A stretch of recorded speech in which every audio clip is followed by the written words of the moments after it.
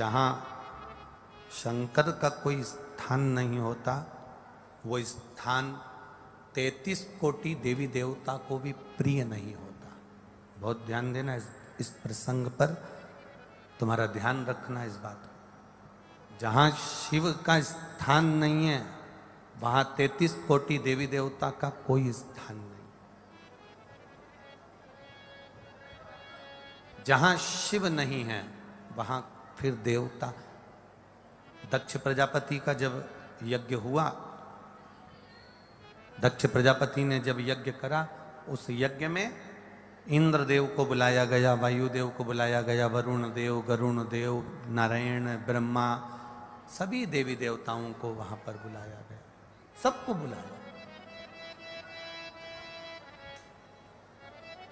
आज सावन की शिवरात्रि है, थोड़ा सा ध्यान रखकर कथा सुनिएगा।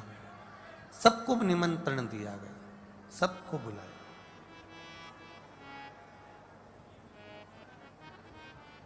अब एक प्रश्न खड़ा हो जाता है, एक प्रसंग खड़ा हो जाता है। इतना बड़ा यज्ञ हो रहा था, इतना बड़ा यज्ञ चल रहा था, इतने बड़े यज्ञ की कुंडी में, यज्ञ के कुंड में इतना बड़ा माता सती का शरीर अग्नि के अंदर कूद रहा था, इतने सारे देवता बैठे थे, कोई बोला क्यों नहीं?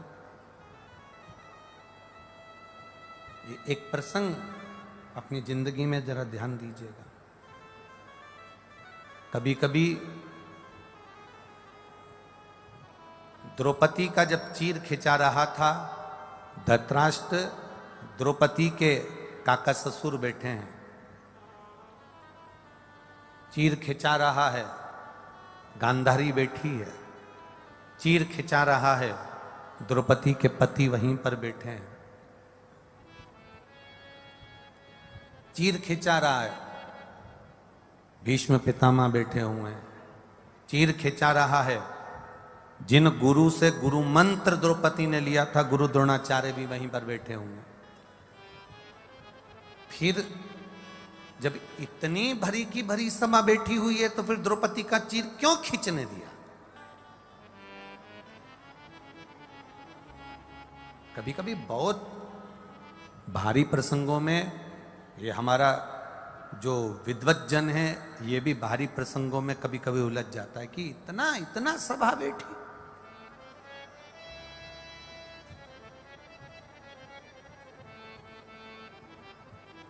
और द्रौपदी का चीर कोई बचा नहीं पाया, द्रौपदी का चीर कोई छुड़ा नहीं पाया। कारण क्या था? एक गलती द्रौपदी ने अपने जीवन काल में कर दी थी। जब वो पूर्व जन्म में एक ब्राह्मण की बेटी थी, तब उसने एक बहुत बड़ी गलती करी। और एक गलती नहीं, द्रौपदी ने जिंदगी में 2 गलतियां भारी कर दी थी जब वो ब्राह्मण के घर की बेटी थी। और ये एक प्रसंग तो अपने यहाँ महाभारत में मिल जाता है और दूसरा प्रसंग अधिक मास की कथा में मिल जाता है। गलती कौन सी करी द्रौपदी ने? गलती ये करी कि एक संत स्नान करने के लिए सरोवर में गए और अपने वस्त्र को संत घाट पर रख कर गए, और द्रौपदी ने वो संत को थोड़ा सा आनंद लेने के लिए वो वस्त्र को छुपा दिया। वो वस्त्र कांटों में ले जाकर डाल दिया, वो मिले नहीं। संत ढूंढते रहे,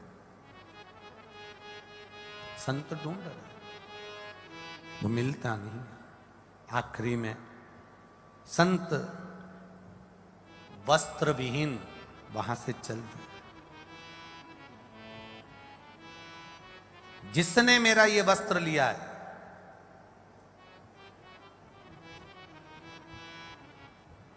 आज संसार में मेरी उपहास हुई है, उसका भी वस्त्र लिया जाएगा और उसकी भी संसार में उपहास हो।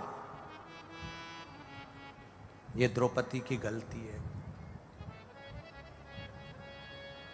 एक गलती द्रौपदी ने कर दी थी, वो गलती मूल थी कि वो सभा लगी हुई है, ढेर सारे बैठे हुए हैं, सारे विद्वत जन बैठे हुए हैं, उसके सगे, उसके आनंद में उसके रिश्तेदार नातेदार, भीष्म पितामह, 5 पति, धृतराष्ट्र, गांधारी सब बैठे हैं, गुरु द्रोणाचार्य बैठे हैं, गुरुवर बैठे हैं, और उसके बाद उसका चीर खिंचा रहा है। उसका कारण केवल एक ही है कि उसने जो पूर्व में करा उसका भोग आज भोगना पड़ रहा है। एक बात का अंदाजा लगा कर रखना, कोई कोई व्यक्ति को देखना, किसी किसी व्यक्ति को देखना, ना वो गुटखा खाता है, ना वो मदिरा का नशा करता है, ना वो चिलम पीता है, ना वो गांजा पीता है, ना वो भातु कुछ भी भांग नहीं खाता, ना वो सुपारी खाता, ना उसके कोई गलत शौक है, इसके बाद भी उसको कभी कभी ऐसी बीमारी हो जाती है, कैंसर जैसा रोग हो गया, सारा घर आश्चर्य में पड़ जाता है कि ना तो ये मदिरा का नशा करे, ना ये दारू का नशा करे, ना ये सिगरेट पिए, ना ये बीड़ी पिए, ना ये चिलम लगाए, ना ये कुछ गलत काम करे, ना कोई नशा करे, इसके बाद भी इसको इतनी भयंकर बीमारी कैसे हो गई? बोलो, सुनी कि नहीं सुनी? कभी कभी तुम लोगों के ध्यान में भी आई होगी। आखिर इतनी बड़ी बीमारी इसको हो कैसे?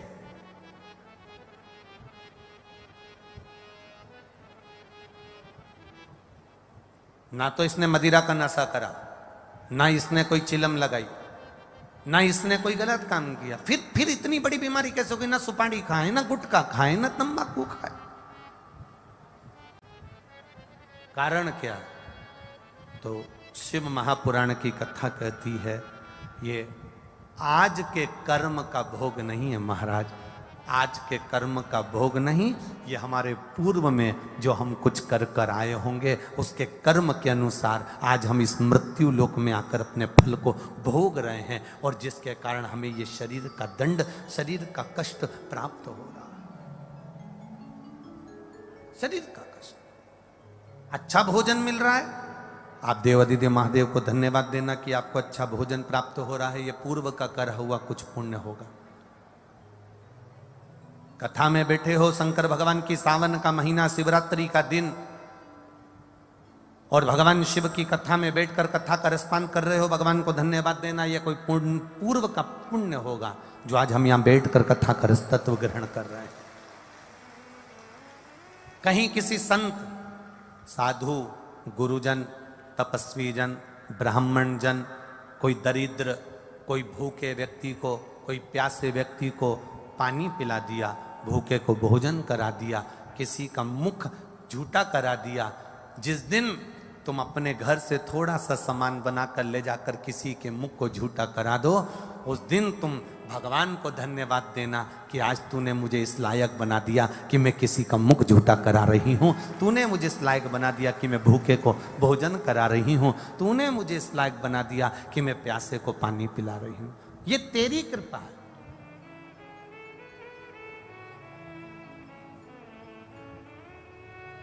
जोड़ जोड़ के तो जिंदगी में सब चले गए और आखिरी में यहीं पे छोड़ गए, और अंत में हुआ क्या? बस केवल इतना, ये हाथ से लेके इससे बड़ा कोई फोटो अपने घर में, तुम मर जाओ तो कोई लगाने वाला नहीं है, इससे बड़ा नहीं फोटो लगाएगा। हाँ, कहीं कहीं का अच्छा अगर पैसे वाला हुआ तो फोटो थोड़ा बड़ा हो सकता है, पर माला तो प्लास्टिक की ही रहेगी, फोटो भले कितना ही बड़ा हो।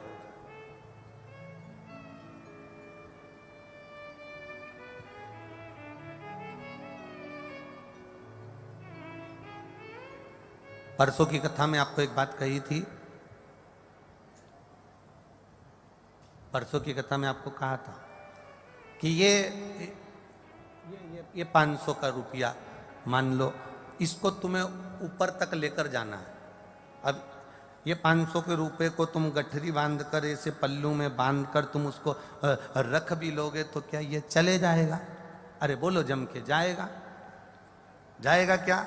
नहीं जाएगा। अब इस 500 रुपए को तुम कहीं पेंट की नीचे ऐसी मोरी को मोड़ के भी उसमें छुपा के भी रख लोगे तो चला जाएगा क्या? नहीं जाएगा। वो 500 रुपए को तुम कितना भी छुपा कर ले जाने का प्रयास करो, पर वो नहीं जाएगा तो नहीं जाएगा। तो फिर करना क्या पड़ेगा? तो परसों की कथा में कहा था कि ये 500 रुपए का तुम पुण्य बना लो। 500 का पुण्य कैसे बनेगा? तो कहा कोई भूखे को इस 500 रुपये में से 50 रुपये का, 100 रुपये का, 10 रुपये का, 20 रुपये का भोजन करा देना, किसी प्यासे को पानी पिला देना, किसी को दवाई की ज़रूरत हो और उसके पास दवाई ना हो तो औषधि दिला देना, किसी के पास में अगर मान लो शिक्षा का लिए उसका मन कर रहा है मेरे को पढ़ाई करना है और मेरे पास ट्यूशन का पैसा नहीं है, उस 100 रुपये में से 50 रुपये ट्यूशन का निकाल देना। ये 500 रुपये तुम साथ नहीं ले जा सकते, पर 500 रुपये का पुण्य बनाकर तुम ऊपर तक लेकर जा सकते हो। वो पुण्य तुम्हारे जीवन में काम आ सकता है।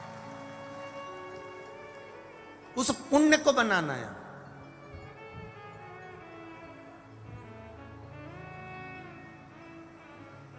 और पुण्य बनाना कोई साधारण बात नहीं है महाराज, बहुत कठिन विषय, बहुत कठिन विषय।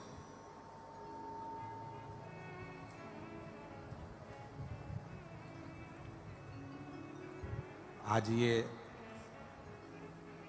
प्रमोद विजयवर्गीय जी, कपिल जी शर्मा, अरविंद जी खंडेलवाल, सत्यनारायण जी खंडेलवाल, श्याम खंडेलवाल, दिनेश खंडेलवाल ये कथा करा रहे हैं, तो हम इनसे इतना ही कहेंगे, भले तुमने दुकान पर बैठकर कमाया हो, जमीन जायदाद से कमाया, जो बाबा की कृपा से तुमने मेहनत कर कर कमाया हो, पर अपनी कमाई का तुमने ये सावन के महीने में शिव पुराण की कथा करवाकर संपूर्ण इतने भक्तों को कहीं ना कहीं किसी न किसी रूप में कथा सुनवाकर जो पुण्य कमाया है, वो पुण्य तुम्हारा साधारण नहीं होगा, वो पुण्य तुम्हारा प्रबल होगा।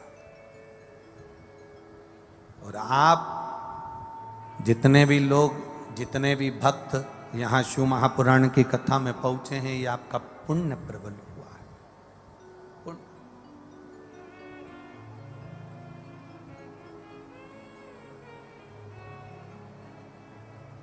जिस दिन किसी भूखे को भोजन करा दो, जिस दिन तुम किसी प्यासे को पानी पिला दो, तो समझ लेना कि तुमने आज भोलेनाथ ने तुमको इस लायक बना दिया।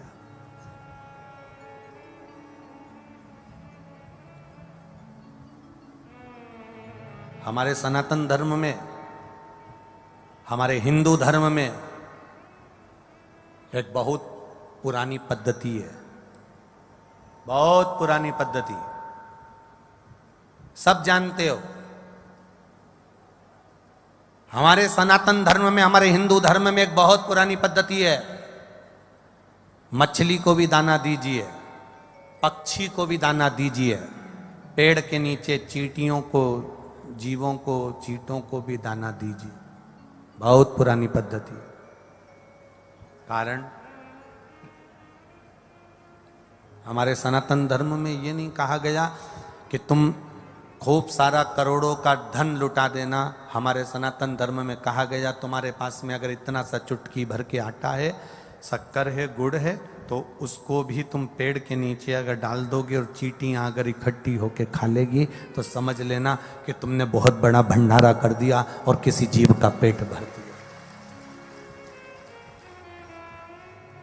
कई लोग कहते हैं भगवान हमको देगा ना तो मैं 5 कुंटल आटे का भंडारा करूंगा, अगर भगवान हमको देगा तो 10 पीपा तेल का दान करके भंडारा करूंगा, अगर भगवान मुझको देगा 50 पीपा घी की नुक्ति बनवा कर मैं भंडारा करूंगा, अगर भगवान मुझे देगा तो मैं इतना बड़ा भंडारा करूंगा। शिव महापुराण की कथा कहती है, शंकर भगवान का चरित्र कहता है, शिव तत्व कहता है, शंकर का गुणगान कर रहा है। सारे देवी देवताओं को 56 भोग लगते हैं। राम जी के मंदिर जाना 56 भोग लगेंगे, द्वारकाधीश के मंदिर जाना 56 भोग लगेंगे, देवी के मंदिर जाना 56 भोग लगेंगे, दत्त के मंदिर जाना 56 भोग लगेंगे। सारे देवता को 56 भोग लगते हैं, पर मेरे किसी भी शिव के मंदिर में जाना शंकर भगवान को 56 भोग नहीं लगते। कारण क्या है? शंकर भगवान कहते हैं मेरे इतने सारे भूत प्रेत डाकनी पिशाचनी चुड़ैल इतने सारे भूत बने हुए हैं और मेरे अपने गण मंदिर के बाहर खड़े हुए हैं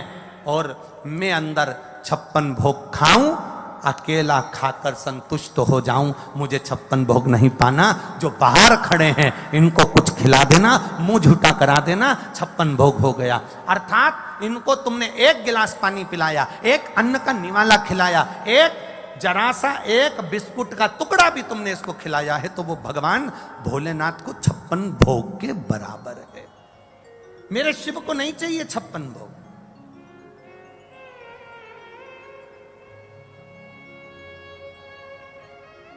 केवल एक मेरा देव अधिदेव महादेव ऐसे हैं, पार्वती मैया जब भोजन परोसती है, आकड़िया की रोटी बनाई काकड़िया की साग, और परसे माता पार्वती जी पावे भोलानाथ मन शिव रटोरे, छोड़ दो कपट मन शिव रटोरे। आकड़िया की रोटी बनाई और काकड़िया की साग। पार्वती जी जब जब भोजन बना के तैयार रखती हैं, शंकर भगवान के सामने थाली आती है, शिव जी के सामने जैसी थाली पहुंची, बाबा भोलेनाथ जी के सामने जैसी पात्र आया भोजन का, शंकर भगवान सबसे पहले भोजन करने से पहले नंदी की ओर देखते हैं। नंदी शिव जी की ओर देखता है। तब पार्वती जी 3 बार भगवान महादेव से प्रश्न कर चुकी, ऐसा क्या कारण है कि मैं भोजन बनाकर तुम्हारे सामने रखती हूं और नंदी की ओर तुम मुड़कर देखते हो? भोजन में कोई कमी रह गई? भोजन में नमक रह गया? भोजन में मिर्ची रह गई? भोजन में घी रह गया? भोजन में क्या कमी रह गई कि मैंने थाली रखी और तुमने नंदी की ओर देखा? ऐसा है क्या?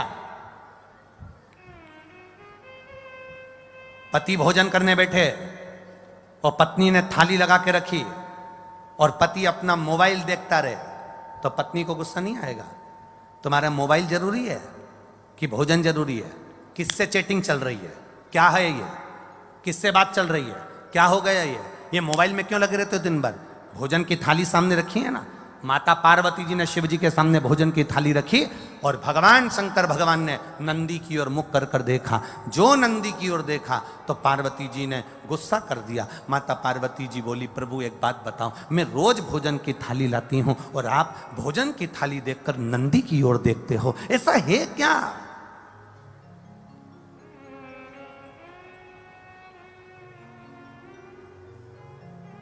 भोजन करते समय आप नंदी की ओर क्यों देखते हो?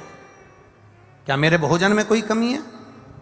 क्या मेरे बनाने में कोई कमी है? क्या मैंने जो भोजन बनाया वो श्रेष्ठ नहीं बनाया? इसमें क्या कमी रह गई? इसमें क्या कमी है? पार्वती मैया के 3 प्रश्न हैं भोजन करते हुए देवादिदेव महादेव से। 3 प्रश्न, लिंग पुराण के, स्कंद पुराण के, कुर्म पुराण के और ब्रह्म विवर्त पुराण के, ये 3 प्रश्न भारी हैं। और एक प्रत्येक नारी के जीवन के ये 3 प्रश्न बड़े भारी होते हैं।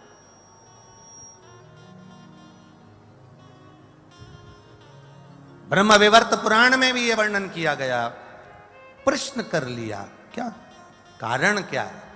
ये नंदी को तुमने देखा क्यों और नंदी ने तुमको देखा क्यों? क्या बात क्या है? शंकर भगवान उस समय पर मौन होकर, मेरा देवाधिदेव महादेव त्रिकालदर्शी कालाधिपति मेरा विश्वनाथ मुस्कुरा दिया। बस हंसे प्रभु, बोले कुछ नहीं। जब कोई प्रश्न बड़ा भारी होता है ना और कुछ अच्छा ही होता है ना तो मुस्कुराया जाता है। कभी कभी पति भी मोबाइल चलाते चलाते, भले वो बेचारा किसी से चैटिंग नहीं कर रहा, पर पत्नी ने कहते तुम रोज लगे रहते हो चैटिंग में, किससे बात कर रहे हो? वो मुस्कुरा देता, वो मुस्कुराया, बस पत्नी समझ गई जरूर कोई बात है। सही बता दो मुझको, क्या बात है? जल्दी बताओ मेरे को, किससे चैटिंग चल रही थी? लाओ दो मैं मोबाइल मेरे को हाथ में। पति ने अपना मोबाइल भी दे दिया, ले, और किससे बात चल रही थी वो भी दिखा दिया। तो वो तो केवल व्हाट्सएप खोल के मैसेज देख रहा था, तो तुम मुस्कुरा क्यों रहे? कारण क्या? अरे आकड़िया की रोटी बनाई काकड़िया की साग, और परसे माता पार्वती जी और पावे भोलानाथ मन शिव रटोरे, और छोड़ दो कपट मन शिव रटोरे। पार्वती जी ने पूछ लिया, आखिर बात क्या है? क्या हुआ? क्या ऐसा कारण क्या? शिव जी नहीं बोले।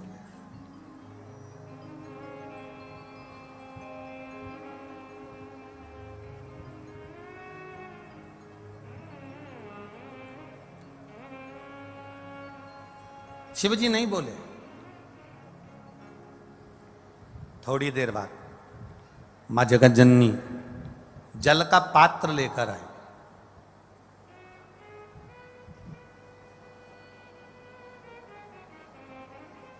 जो जल का पात्र लेकर मां जगत जननी आई,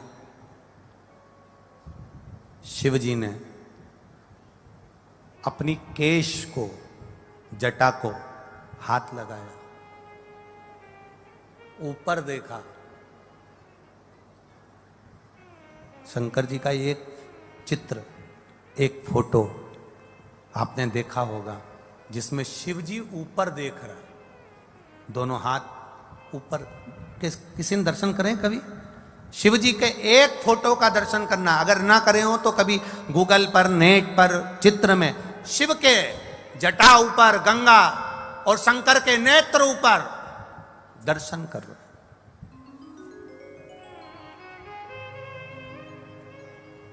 पार्वती जी ने फिर प्रश्न कर लिया, मेरे एक प्रश्न का उत्तर नहीं दिया आपने। मेरा दूसरा प्रश्न है, मैं आपके लिए जल लेकर आई तो आपको ऊपर देखने की क्या जरूरत थी? अगर मैं जल लेकर आई हूं तो ये ऊपर देखने की क्या जरूरत है? क्या है ऐसा ऊपर?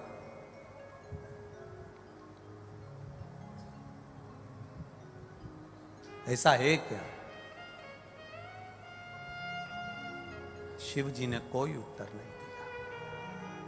कभी कभी उत्तर ना दिया जाए तो ही अच्छा है।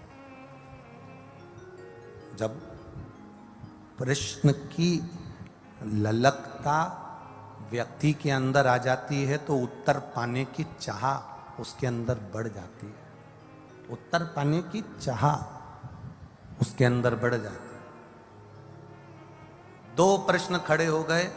पहला प्रश्न क्या है कि भोजन की थाली लगते ही नंदी को तुमने क्यों देखा और नंदी ने आपको क्यों देखा? दूसरा प्रश्न क्या है, भोजन के लिए जब मैं जल भर कर लाई हूं आपके पीने के लिए तो आपने ऊपर क्यों देखा, किस लिए देखा? और महाराज तीसरा प्रश्न, जब भोलेनाथ भोजन की थाली पे से उठ गए, जल पान कर कर उठ गए, जब मेरे शंकर भगवान जल पीकर भोजन की थाली पर से उठकर जब चले और बाहर जाकर केवल खड़े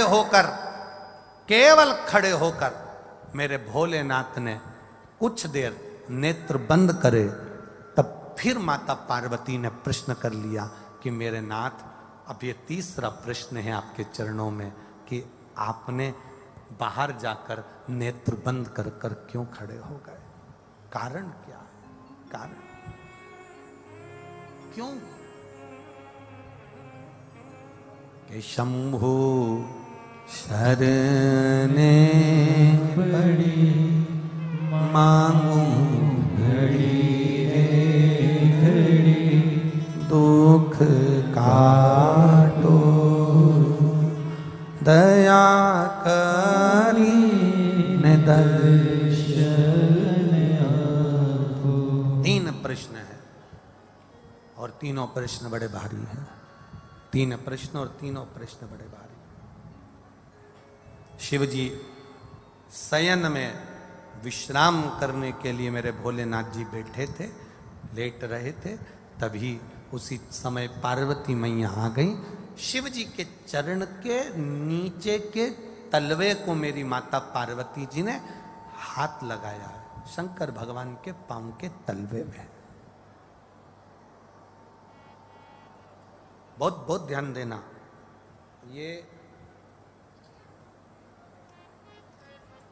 ये शिवलिंग जलाधारी, ये जो चरण पे से जल नीचे गिर रहा है वो स्थान, बहुत बहुत ध्यान देना थोड़ा सा हो। ये शिवलिंग जलाधारी, यहां से जल अशोक सुंदरी के पास में से नीचे की ओर गिर रहा, ठीक है। बेलपत्र नहीं है आपके पास चढ़ाने के लिए, मत चढ़ाओ। जल नहीं है चढ़ाने के लिए, मत चढ़ाओ। अक्षत नहीं है चढ़ाने के लिए, मत चढ़ाओ। पुष्प नहीं है शिव जी को चढ़ाने के लिए, मत चढ़ाओ। शमी पत्र नहीं है, मत चढ़ाओ। पर किसी शिवालय में, किसी शंकर के मंदिर में अगर तुम गए हो, तुम्हारे पास में कुछ भी नहीं है, जो भी भगवान का दर्शन तुमने किया है, तो यहां से जो पानी नीचे गिरता है, उस गिरने वाले स्थान पर मात्र अपने हाथ का 3 बार स्पर्श कर कर बाबा से दिल की बात कहकर आ जाओ, तो मन की मुराद बाबा पूर्ण कर देता है। वो सहज प्रसंग है।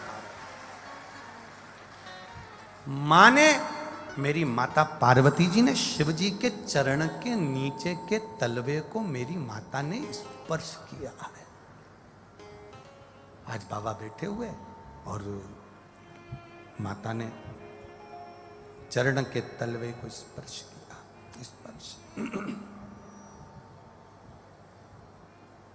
स्पर्श किया। बस अब पार्वती जी ने प्रश्न नहीं किया। 3 प्रश्न माता पार्वती जी कर चुकी थी, अब दूसरी बार माता पार्वती जी ने शंकर जी से कोई प्रश्न नहीं किया। मेरा धर्म पत्नियों से निवेदन है, तुम्हारे पति से तुमने एक प्रश्न किया और उसका उत्तर अगर वो नहीं दे रहे हैं तो तुम मौन हो जाओ, चुप हो जाओ, पीछा मत पकड़ना। पर तुम्हारी आदत इतनी विचित्र है, जब तक उस बात के पीछे तुम्हारी लड़ाई नहीं हो जाए तब तक तुम वो बात कभी खत्म करती ही नहीं। उसके पीछे जब तक विवाद ना हो जाए तब तक वो बात खत्म नहीं होती। पर शिव महापुराण अपने चरित्र का वर्णन करते हुए कह रही है, शिव तत्व का चरित्र का वर्णन करते हुए कह रही है कि जब एक बात का प्रश्न, एक प्रश्न तुमने किया और तुम्हारे पति ने उत्तर नहीं दिया, तो हो सकता है वो उत्तर बाद में दे, हो सकता है उस उत्तर के लिए तुम ठीक नहीं हो सकता है उत्तर के लिए वो समय ठीक नहीं है, हो सकता है उत्तर के लिए वो स्थान ठीक ना हो सकता है वो उत्तर तुम्हारे लिए ना हो, इसलिए उसने नहीं दिया। पर आपसे निवेदन है, आप पीछा पकड़ कर मत बैठो।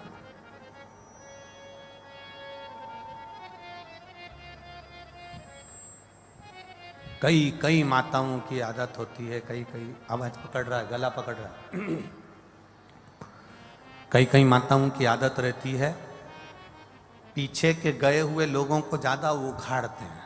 पीछे का जो समय चले गया ना, उसको उखाड़ते हैं। वो तो मैं उस दिन से जानती हूं, जिस दिन से शादी करके आई हूं ना, 3 दिन नहीं हुए थे और तुम्हारी बहन ने मेरे साथ जो करा है ना, मैं सब मालूम है मेरे को। अब जब लड़ाई होती है तब वो 3 दिन, उसके पूरे 70 साल की हो गई पर वो 3 दिन खत्म नहीं हुए, उसके 3 दिन उसके चालू है। अब मेरे महादेव जी ने क्या करा, केवल चरण के तलवे को स्पर्श किया था मेरी मां ने, केवल चरण को स्पर्श, और शिव जी ने कह दिया, गौरा, ए गौरा, ए हिमालय सुता, ए विनायक की महतारी, ए षडानंद कार्तिकेय की मां, जगत का भरण पोषण करने वाली है जगत जननी, तुमने 3 प्रश्न मुझसे किए, अब प्रश्न नहीं कराए मेरी माता ने, केवल एक बार प्रश्न कर कर मेरी माता भूल गई, और भूलने के बाद मेरी मां महादेव के चरण के उस रज को, उस नीचे तलवे को केवल स्पर्श करी और शिव जी ने उत्तर देना प्रारंभ कर दिया।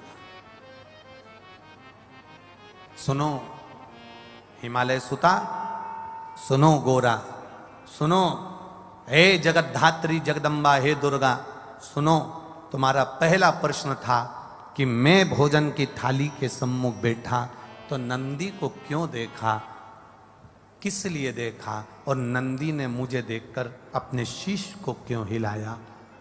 सुता, हे हिमालय सुता, उसका केवल एक उत्तर है, मेरे को लोग विश्वनाथ कहते हैं। विश्वनाथ का मतलब तुम जानती हो सुता? विश्वनाथ का मतलब तुम्हें मालूम है पार्वती?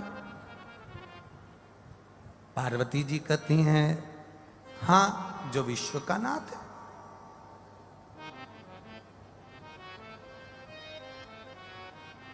शिव जी ने कहा, पार्वती, कोई 7 ताले में भी बंद हो जाए ना,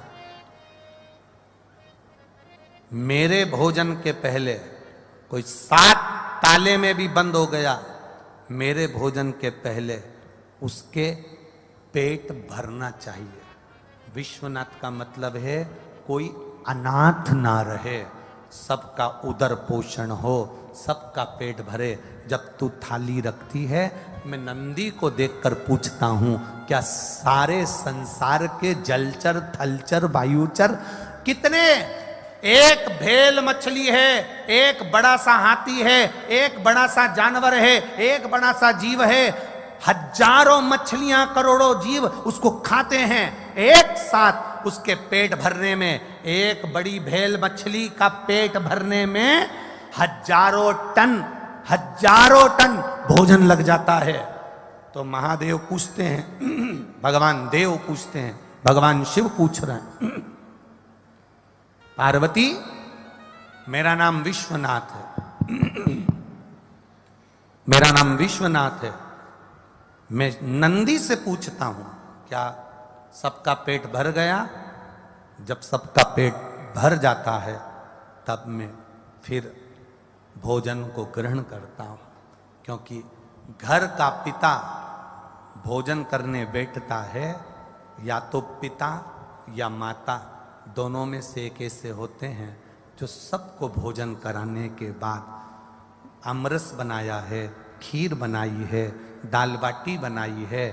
पहले घर की बूढ़ी माँ, घर का बड़ा व्यक्ति सबके लिए पूछेगा, क्यों छोटा बेटा खा गया, बड़ा बेटा खा गया, वो पोते ने खा लिया, नाती ने खा लिया, पंती ने खा लिया, सबका पेट भरता है, उसके बाद फिर अपना पेट भरता है।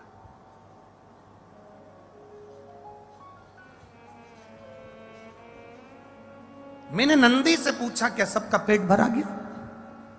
नंदी ने शीश हिलाया, ठीक है। अब मुझे दूसरा प्रश्न का उत्तर जो था, देवादिदेव महादेव ने कहा, सुनो पार्वती जी, जिस समय तुम जल का पात्र लेकर आई थी, उस जल के पात्र को जब मेरे सामने लाकर दिया था तो मैंने ऊपर अपने नेत्रों को करा, हाथ उठाए, नेत्रों से मैंने ऊपर देखा। उस समय में मां गंगा से पूछ रहा था, गंगा, ए गंगा,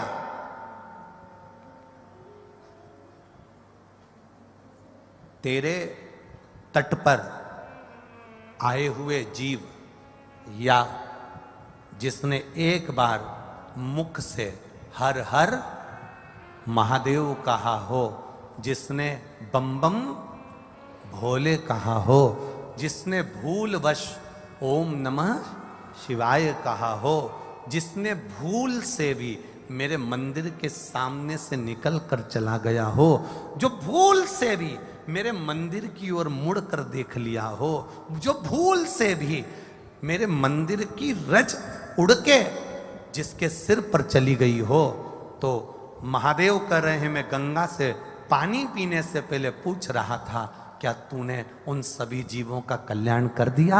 जब गंगा का इशारा हुआ तब मैंने जल का पान करना प्रारंभ करा। शिव गंगा से पूछते हैं।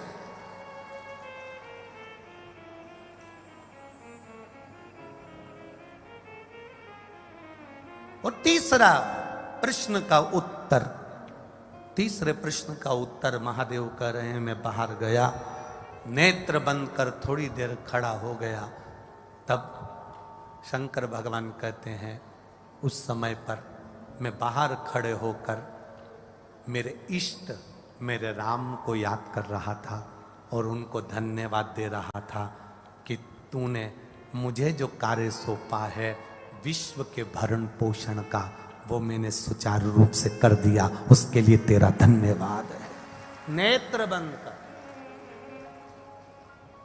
राम जी शंकर भगवान का भजन करते हैं, शंकर भगवान राम जी का भजन करते हैं, भगवान कृष्ण शिव जी का भजन करते हैं, शिव जी कृष्ण का भजन करते हैं, नारायण भगवान शिव का भजन करते हैं, शिव नारायण का भजन करते हैं। एक दूसरे की भक्ति में सब लगे हुए, एक दूसरे के भजन में सब लगे हुए, एक दूसरे के स्मरण में सब लगे हुए। हमारे जैसे नहीं है कि हम एक दूसरे की टांग खींचने में लगे हुए हैं। देवताओं में कभी ये नहीं हुआ कि एक दूसरे की टांग खींची गई है। अगर देवता टांग खींचते होते तो एक उनकी कथा नहीं सुन पाते। देवता कभी किसी की टांग नहीं खींचे।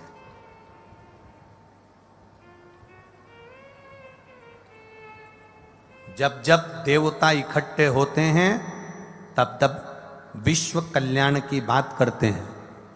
जब जब कहीं सत्संग होता है, कथा होती है, प्रवचन होता है, राम कथा, भागवत कथा, शिव कथा, यज्ञ अनुष्ठान, संत साधु सन्यासी तपस्वी साधक उपासक कहीं इकट्ठे होते हैं तो विश्व कल्याण की बात होती है। और जब कुछ निंदक करने वाले एक साथ इकट्ठे होते हैं तो किसी ना किसी की निंदा होती।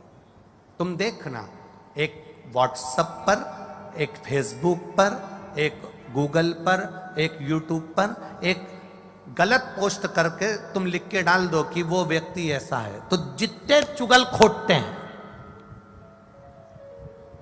तुम एक लिख के डाल दो कि ये व्यक्ति बुरा है, फिर जितने चुगल चोटे होंगे, जितने चुगल खोटे होंगे, जितने निंदक होंगे, वो सारे तुमको उस मैसेज के नीचे मिल जाएंगे। वो तो ऐसा, वो तो वैसा है, वो तो यूं है, वो तो मुंह है। पूरे निंदकों की लिस्ट कमेंट्स में, सारे निंदक, सारे चुगल चोटे सब उस कमेंट्स के नीचे इकट्ठे मिलेंगे, सब बुराई करते हुए सारे। और कहीं कहीं का एक आध दो कमेंट्स ऐसा मिलेगा जो इनका विरोध करने वाला होगा। वो कह देगा नहीं रे तुम गलत हो, नहीं उसने सही करा, तुम गलत हो। समझ जाना कि 32 दांत में एक जिह्वा आज भी विराजमान है उस कमेंट्स के अंदर। आप देख सकते हो, निंदक एक साथ इकट्ठे होते हैं तो वह निंदा का कार्य करते हैं। सज्जन एक साथ इकट्ठे होते हैं, कोई सत्कर्मी, कोई संत, कोई साधु, कोई ब्राह्मण, कोई साधुजन, कोई गुरुजन, जब एक साथ इकट्ठे होते हैं तब संत भाव में विश्व कल्याण की बात करते हैं। अपने राष्ट्र का कल्याण कैसे हो, विश्व का कल्याण कैसे हो, सनातन धर्म की रक्षा कैसे हो, गौ बेटियों की रक्षा कैसे हो, हमारे सनातन धर्म को हम आगे कैसे लेकर जाएं, हमारे हिंदू धर्म का हम और आगे तक इसका प्रचार कैसे कर सकते हैं, अपने सनातन धर्म को हम और कैसे बचा सकते हैं, अपने सनातन धर्म को हम और पोषित कैसे कर सकते हैं। हम ये विचार करते हैं। जब सनातनी इकट्ठे होते हैं तब सनातन धर्म को जोड़ने की बात कर।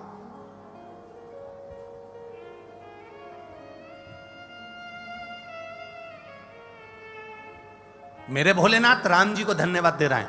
आपने जो मुझे काम दिया था मैंने वो काम किया, आपको अच्छा लगा, धन्यवाद मेरे राम जी, धन्यवाद। राम जी जब भी कोई कार्य करते हैं तो भोलेनाथ को धन्यवाद देते हैं। हमारे यहां की तो इतनी विचित्र रीति है, गुलाब जामुन अच्छी बन जाए तो सास तुरंत कह देती है मैंने बनाई है। सब्जी अच्छी बन जाए तो सास तुरंत कह देती है मैंने बनाई है। और सब्जी अगर बिगड़ गई वो तो बहू को बनाना ही नहीं आता, उसके बाप के घर से ऐसी सीख के आई है।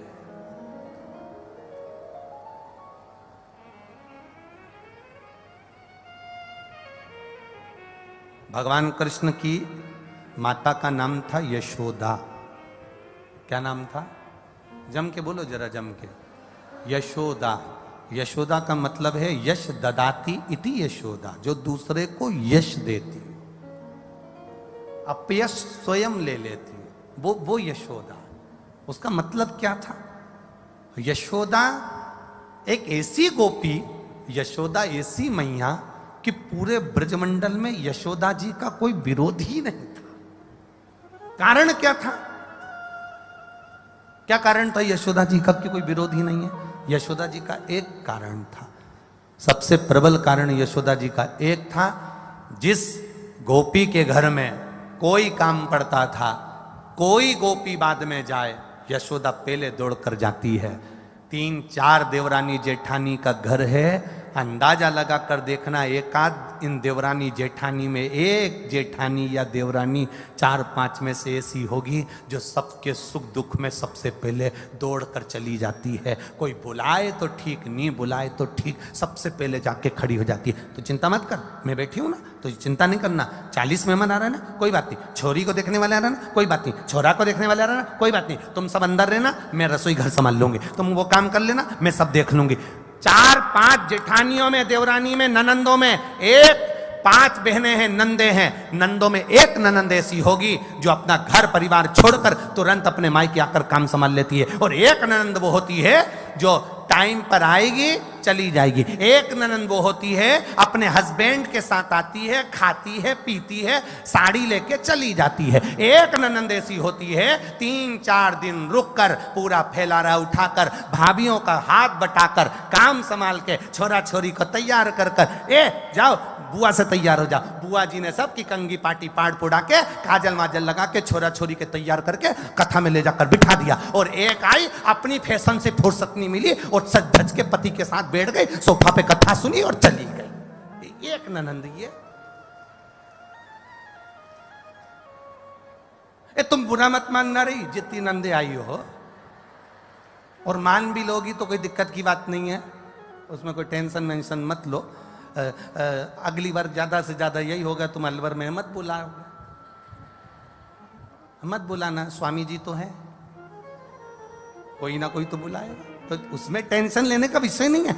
मूल है कि हमारे स्वभाव में एक ऐसी होती है जो तत्पर खड़ी रहती है सबके सुख दुख में, भले मायके वाले के करे ना करे, ससुराल वाले के करे ना करे, पर जहां वो जिस मोहल्ले में, जिस गली में, जिस क्षेत्र में रह रही है, सबका सहयोग करती है। क्या हो गया भाभी जी, रो क्यों रहे हो, क्या हो गया, कुछ नहीं, ऐसा कोई टेंशन मत लो, मैं कर दूंगी, मैं आ जाऊंगी। वो उसकी पहचान भी नहीं, उसका कोई रिश्तेदार भी नहीं, तो भी सबका सपोर्ट कर रही, तो भी सबका सहयोग कर रही।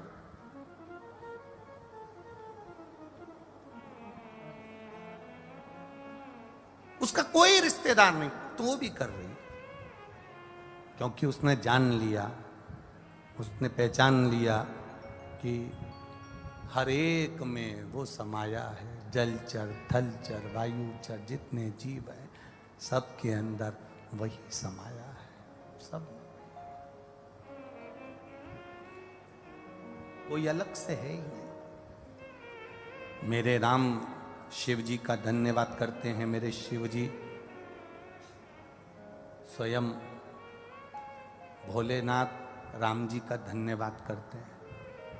कभी मेरे भोलेनाथ जी ने ये नहीं कहा कि मेरा नाम विश्वनाथ है तो मैं अपना बखान करूं, ना ना।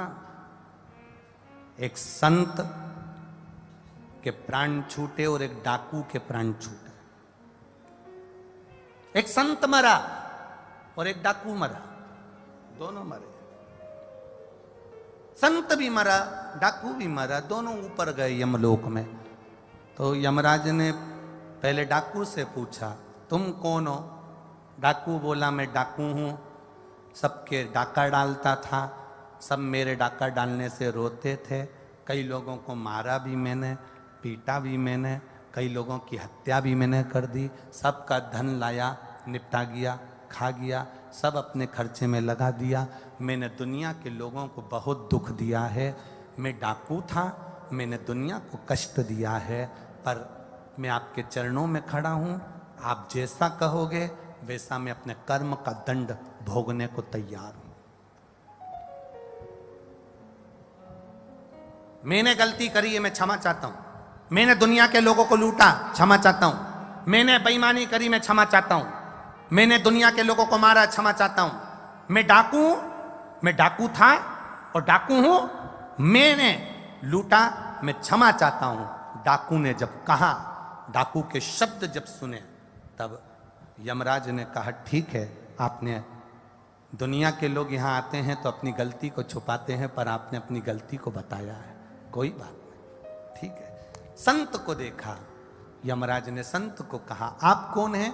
मैं संत साधु, तपस्या में लगा रहता था, तप करता था, साधना करता था, तब इतना भयंकर भयंकर मैंने तप करा कि पूरा ब्रह्मांड हिल गया। ऐसा मैंने तप, ऐसा मैंने साधना, ऐसी मैंने आराधना करी है। ठीक है, ये बड़ी कृपा है आपके ऊपर जो आपने इतनी तप साधना करी। डाकू ने कहा, मेरे लिए कोई दंड हो, मेरे लिए कोई कार्य हो तो बताओ। यमराज ने कहा, तुम्हारा दंड केवल इतना है, जाओ इस संत की सेवा करो, ये जो संत मर कर आया है इसकी सेवा करो। डाकू ने कहा, सरकार आपकी जो आज्ञा, जो प्रभु आपकी कृपा, मेरे राघव जी की जो मर्जी। डाकू खुश हो गया, संत की सेवा मैं कर दूंगा। अब डाकू खुश हो गया पर संत नाराज हो गया। संत ने कहा, ये कैसा निर्णय यमराज, तुम्हारा निर्णय कैसा है? यमराज, ये तुम्हारा निर्णय है? एक डाकू को मेरी सेवा में लगा रहे हो। जिस डाकू ने अगर मेरे को स्पर्श कर लिया, इस डाकू ने अगर मुझे छू लिया तो मेरा करा हुआ सारा पुण्य समाप्त हो जाएगा। ये डाकू को मेरी सेवा में लगा रहे हो? ये डाकू मुझे छूना नहीं चाहिए। इसने डाका डाला है, लोगों का कत्ल करा है, लोगों को मारा है। मैं पवित्र जीव, मैं पवित्र आत्मा, मैंने संत हूं, मैं साधु हूं, मैंने भजन करा, तप करा, साधना करी, और तुम मेरे सेवा में डाकू को लगा रहे हो? इस डाकू को तो मुझे छूना भी नहीं चाहिए, ये छुए भी ना मुझको।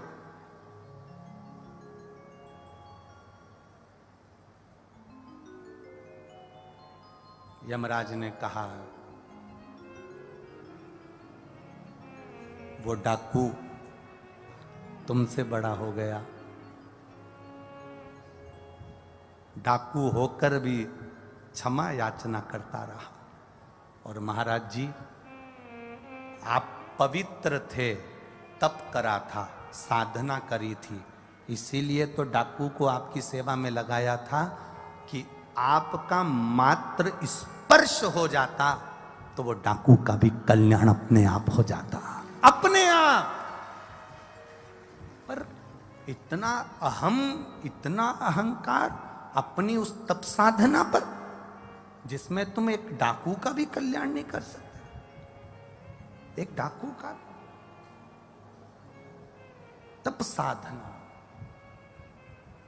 फिर निवेदन करूंगा, आपकी तप साधना, चलते चलते शिव का नाम ले लो, चलते चलते भगवान का भजन कर लो, चलते चलते स्मरण कर लो, चलते चलते शिव भक्ति कर लो, चलते चलते भगवत नाम का स्मरण करो। साधना, तप, साधुता हम माने कठिन है, पर चलते चलते राम नाम, कृष्ण नाम, शिव नाम लेते चलो। कोई जरूरी नहीं है। आज कई लोगों ने पूछा, गुरुजी, मैसेज लोगों ने सीओर भेजा कि गुरुजी से पूछ कर बताओ, आज शिवरात्रि है तो शाम को, रात्रि को 9 बजे अभिषेक करेंगे, तो क्या व्रत रखें, उपास रखें, हम कुछ खाएं ना खाएं, हम कैसे हम अभिषेक करें, कैसे हम पूजन करें? हम उनसे एक बात ही कहना चाहेंगे। हमने अपनी व्यासपीठ से हमेशा कहा है आपको, आज फिर कह रहे हैं, जरूरी नहीं कि तुम खाना छोड़ोगे तो उपास होगा, जरूरी नहीं कि तुम एक टाइम भोजन करोगे और एक टाइम फलाहार करोगे तो उपास होगा, जरूरी नहीं कि आप दोनों टाइम का भोजन छोड़ दोगे तो उपास होगा, जरूरी नहीं कि तुमने खाना छोड़ा, मैं ये नहीं खाऊंगी उपास हो जाएगा, मैं ये नहीं खाऊंगी उपास हो जाएगा। उपास खाना छोड़ने से लोग कहते हैं होता है, पर हमारा चित्त, हमारा मन और यह व्यासपीठ कहती है, कभी अपने अंदर अगर उपास करना हो तो एक नियम ले लेना कि आज मैं झूठ नहीं बोलूंगी, आज मैं निंदा नहीं करूंगी। ये भी उपास करने का एक तरीका है, यह भी उपास करने का एक तरीका है। जिस दिन तुम्हारा व्रत हो, जिस दिन तुम भगवान के मंदिर जाओ, जिस समय सावन का महीना सोमवार का दिन 9 बजे तुम भगवान के मंदिर जाओगी, 8 बजे तुम भगवान के मंदिर जाओगी, सुबह से नियम ले लेना, सुबह से तुम उपास कर लेना। कितनी बजे तक? शंकर को जल चढ़ाऊंगी जब तक मेरा उपास है कि मैं निंदा नहीं करूंगी। आज 9 बजे तक मैं मंदिर जाऊंगी, 9 बजे तक मेरा नियम है, मैं झूठ नहीं बोलूंगी। आज मैं शंकर के मंदिर जल चढ़ाने सोमवार के दिन जाऊंगी, आज मेरा नियम है कि किसी भूखे को भोजन कराऊंगी, आज मेरा नियम है किसी प्यासे को पानी पिलाऊंगी। आज सुबह से मेरा नियम है कि मैं अपनी बहू, अपने बेटे, अपने पोता, अपनी पोती, अपने पंती, जो भी है मेरे घर में, उनसे मीठा व्यवहार करूंगी। आज मेरा यह व्रत है कि आज कोई कितना भी अपशब्द कह दे, मैं झगड़ा नहीं करूंगी। इसको भी हमारे सनातन धर्म में उपास कहा गया है, इसको भी व्रत कहा गया है। केवल भोजन छोड़ देने पर व्रत की मूलता नहीं, अपने भीतर सत्य को लेकर आना वो भी व्रत है, अपने भीतर ईमानदारी को लेकर आना वो भी व्रत है। नियम बनाओ। सोमवार के दिन, सावन का महीना चल रहा है, लोग कहते हैं सावन के सोमवार का मैं व्रत व्रत रखूं। हम कहते हैं व्रत रखो मना नहीं, पर उस व्रत में तुम्हारा एक व्रत और जुड़ना चाहिए कि आज मैं सावन का सोमवार है, हफ्ते भर में झूठ बोलता हूं, एक दिन नहीं बोलूंगा। आज मैं 9 बजे तक जब तक पूजन ना कर लूं तब तक मैं किसी का दिल नहीं दुखाऊंगा। ये भी तो व्रत है, ये भी तो उपास है, ये भी तो साधना है, ये भी तो तप है, ये भी तो आनंदता है।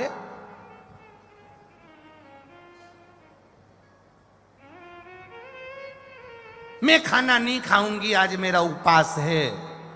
साबूदाने की खिचड़ी 2 किलो खा गई क्योंकि आज मेरा उपास है। क्या मतलब का ऐसा उपास?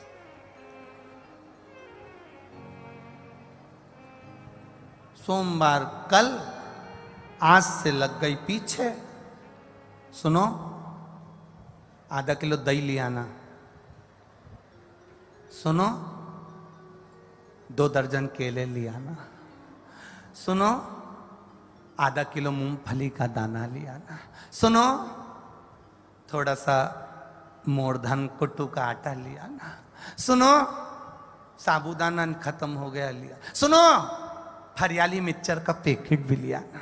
सुनो, थोड़ी सी चिप्स मिल जाए कच्ची तो लिया ना, मैं तल लूंगी। अपने आलू सड़े हुआ आया था तो मैं बना नहीं सकी, अब की बार लिया। सुनो, आते आते 2 किलो दूध ज्यादा लिया ना क्योंकि राजगिरे की खीर बना लूंगे। सुनो, कोई आए तो संतरे और आम का सीजन चल रहा है तो 2-2 किलो आम लिया ना।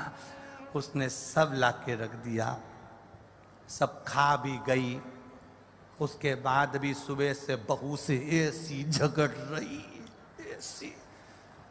ऐसी कि बहू भी सोच रही इससे तो तू रोटी खा लेती।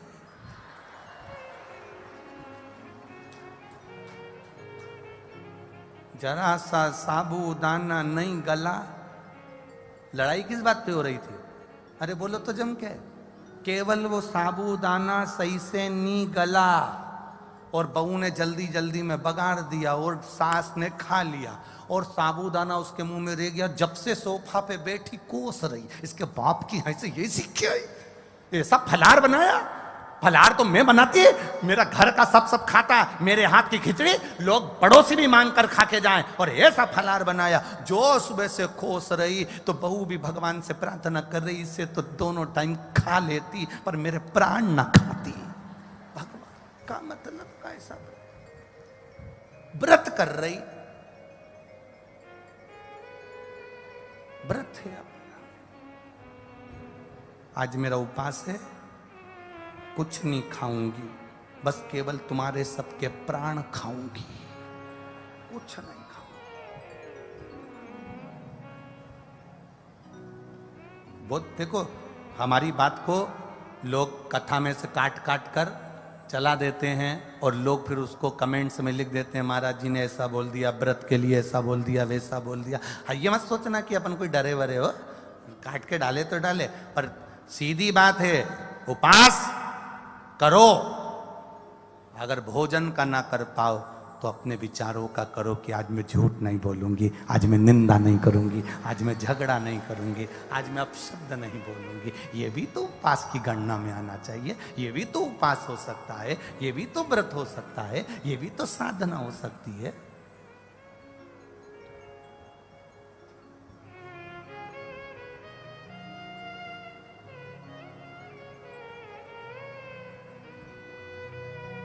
ये जीव का एक विचार है, ये जीव की एक सोच है, ये जीव की एक धारणा है।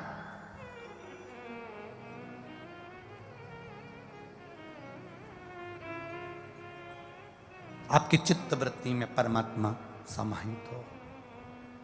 शिव कथा कर रही है, पार्वती मैया के 3 प्रश्न पर भगवान शंकर ने उत्तर दे दिया। केवल चरणारविंद के तलवे पर स्पर्श किया था माता पार्वती ने और देवाधिदेव महादेव ने उत्तर दे दिया। उस उत्तर का मतलब है शंकर भगवान के शिवलिंग जलाधारी चरणारविंद, जहां से पानी नीचे बहकर जाता है, वहां पर आपका 3 बार किया गया स्पर्श नहीं बेलपत्र, नहीं समीपत्र, नहीं जल, नहीं पुष्प, केवल 3 बार स्पर्श किया हुआ भी जल का नयनों से स्मरण कर लेने पर भी मेरा देव अधिदेव महादेव आपके मन के मनोरथ को पूर्ण कर देता है। वो शिव तत्व, वो शंकर, वो ओघड़ी, वो त्रिकालदर्शी, वो कैलाशी अविनाशी है, वो शिव है। बोल बम का नारा है, सारी समस्या का हल शिव तत्व को पहचानने का एक मौका है। वो मौका छोड़ो, वो छोड़ा ना। और महाराज हरिओम में ओम समाया है, मेरा भोला नगर में आया है।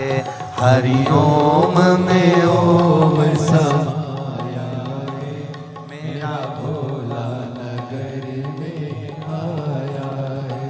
हरिओम में ओम समाया है, मेरा भोला नगर में आया है। हरिओम में ओम समाया है, मेरा भोला नगर में आया है। मेरा भोला नगर में आया है, मेरा भोला नगर में आया है। मेरा भोला नगर में आया है। मेरा भोला नगर में आया है। हरिओम में ओम समाया है, मेरा भोला नगर में आया है। हरिओम में ओम समाया है, मेरा भोला नगर में आया है।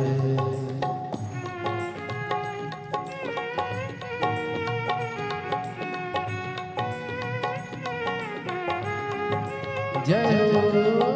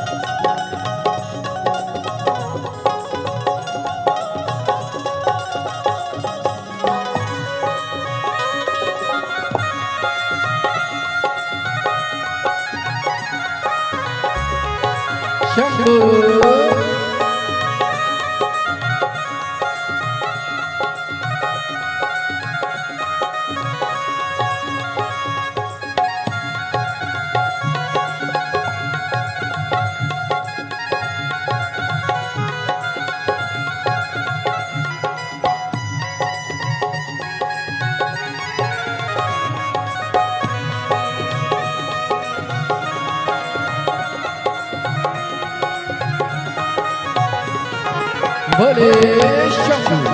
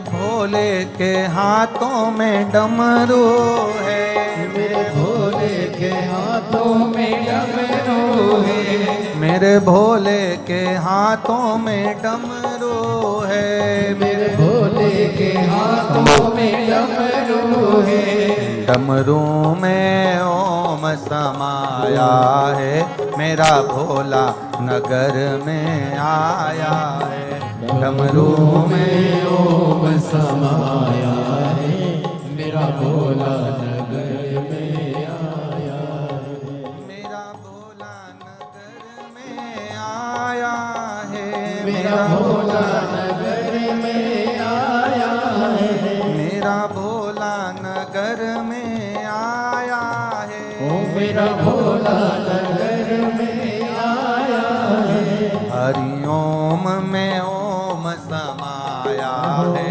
मेरा भोला नगर में आया है, हरिओम में ओम समाया है, मेरा भोला नगर में आया है।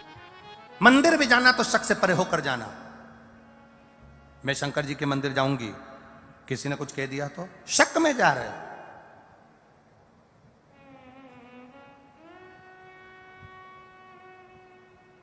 कथा में बैठे हो, कोई तुमको देख रहा है तो तुमने कह दिया, बताओ मुझे घूर घूर के देख रहा है, शक। जब तू कथा में गई तो तेरा ध्यान कथा में होना चाहिए, तू उसको देखी काहे को, कौन तुझे घूर कर देख रहा है। शक जीवन नष्ट कर देता है। शक्कर वो कितनी बड़ी बात की, वो एक गरीब आदमी शक्कर के लिए कंट्रोल की दुकान के चक्कर लगाता। कंट्रोल जानते ना? अरे बोलो तो जम के जानते हैं, वो सरकारी सामान की दुकान जो होती है, आटा चाल शक्कर। गरीब आदमी शक्कर के लिए कंट्रोल की दुकान के चक्कर लगाता है, कंट्रोल के चक्कर लगाता है। और अमीर आदमी शुगर को कंट्रोल करने के लिए डॉक्टर के चक्कर लगाता है। दोनों में बहुत अंतर, बहुत अंतर, दोनों में बहुत अंतर। एक शक्कर खाने के लिए कंट्रोल की दुकान जा रहा है और दूसरा शक्कर को पचाने के लिए डॉक्टर के पास जा रहा है। कंट्रोल करना, कंट्रोल। शंका से दूर हो जाओ, दूर। कई लोग होते हैं, एक बुजुर्ग व्यक्ति रेल में सफर कर रहा था, ट्रेन में जा रहा था, बेचारा सीधा साधा था। कुछ पढ़े लिखे लड़के ट्रेन में चढ़ गए। चढ़ते से लड़कों ने विचार करा, यहाँ लिखा है चेन खींचने पर 1 साल की सजा या 2000 रुपये जुर्माना। क्या करना है? अपन ने तो आज तक खींच के नहीं देखी ट्रेन की चेन। तो दूसरा बोला खींच लो, क्या जा रहा है। तो 2000 रुपये कहाँ से आएंगे? चारों मित्रों ने कहा 500 इकट्ठे करो, 2000 दे देंगे। चारों ने 500 इकट्ठे करके जेब में रखे, चेन खींच दी। टीसी आए, उतनी देर में एक बोला, एक काम करना, अगर टीसी पूछे कि चेन किसने खींची तो ये डोकरे का नाम लगा देना, ये बूढ़े व्यक्ति का नाम लगा। चेन खींची, टीसी आया, पुलिस वाला आया और उन्होंने पूछा चेन किसने खींची? चारों लड़कों ने कहा ये बुढ़े आदमी ने खींची, ये डोकरे ने खींची, ये बूढ़े बुजुर्ग ने खींची। डोकरे से पूछा बूढ़े आदमी से, तुमने चेन खींची? हाँ। क्यों चेन खींची? इन चारों ने मेरे 2000 रुपए ले लिए।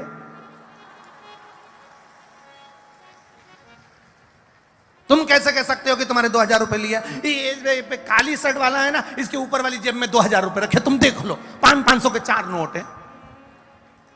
टीसी ने पुलिस वाले से कहा निकाल, इसकी जेब में से निकाल जरा। और जो जेब में से निकाले तो 500 के नोट टीसी ने निकाल के बूढ़े आदमी को हाथ जोड़कर कहा क्षमा मांगते हैं। और पुलिस वाले से कहा इनके दे 2-4 दरकन ले चल।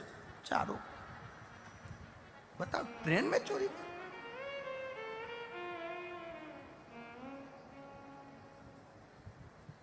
अरे ओल्ड इज गोल्ड।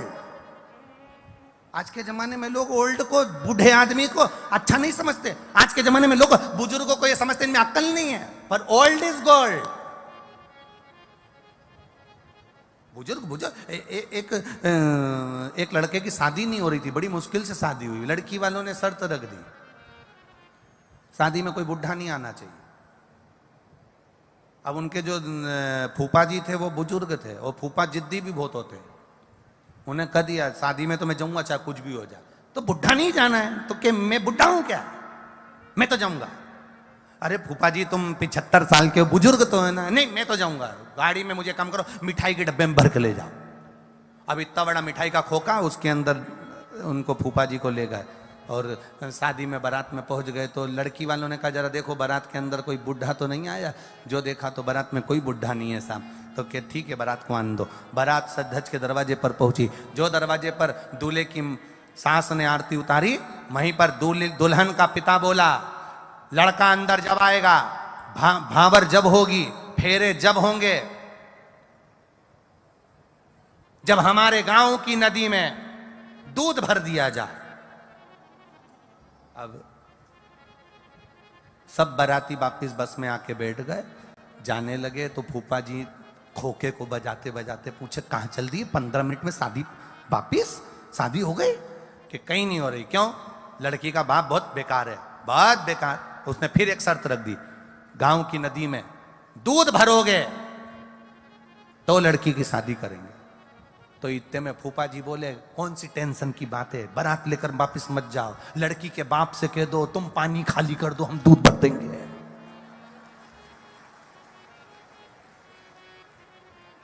लड़की के बाप से कह दो तुम पानी खाली करो, हम दूध भर देंगे। इतने में सारे बाराती जाकर बोल दिए लड़की के बाप से तुम नदी का पानी खाली करो, हम दूध भर देंगे।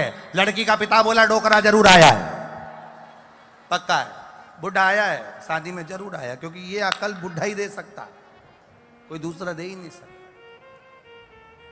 लोग भले कहें बुजुर्ग में अकल नहीं रही, तुम में अकल नहीं रही, लोग कहें आजकल के लोगों में बड़ों में कोई अकल नहीं है। बच्चे कह देते हैं पिताजी तुम में अकल नहीं, माँ तुम में अकल नहीं, चाची तुम में अकल नहीं, काकी तुम में अकल नहीं। जो बुजुर्ग का निर्णय होता है वो श्रेष्ठ होता है, जन कल्याण का होता है, सहज नहीं होता, सरल नहीं होता। शक से दूर हो जाओ। शक्कर हमारे शरीर को खराब कर देती है, और शक हमारी जिंदगी को खराब कर देता है, हमारे परिवार को बर्बाद कर देता है। शक, एक पत्नी पति पर शक करती रहे, पूरा घर बर्बाद हो जाएगा। पति पत्नी पर शक करता रहे, पूरा घर बर्बाद हो जाएगा। बेटा बाप पर शक करता रहे, बाप बेटे पर शक करता रहे, पूरा घर बर्बाद हो जाएगा। एक दूसरे में शक की जिंदगी से हमें परित होना है, दूर होना है। दिखावट, बनावटी भाषा से भगवान को मत रिझाना। दिल से कहना बाबा मेरे पास चढ़ाने के लिए कुछ भी नहीं है, तूने जो शरीर दिया है इससे भजन कर लेती हूँ, नेत्र दिया है दर्शन कर लेती हूँ, मुख दिया है भजन कर लेती हूँ, कान दिए हैं कथा सुन लेती हूँ। और मेरे बाबा मैं जानती हूँ तेरी कथा में अगर बैठी हूँ ना, और विश्वास के साथ बैठी हूं ना, तो तू मेरी झोली कभी खाली नहीं भेजता, तू भरकर ही भेजता है। ये तेरा एक आनंद है। एक पत्र आया है देखो,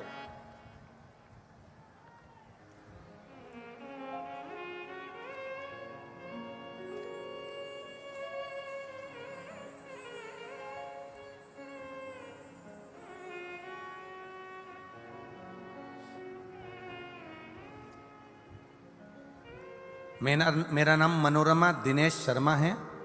मैं पद्म बिहार कॉलोनी भरतपुर की रहने वाली हूँ। कहीं बैठी हो तो हाथ हिला सकती हैं।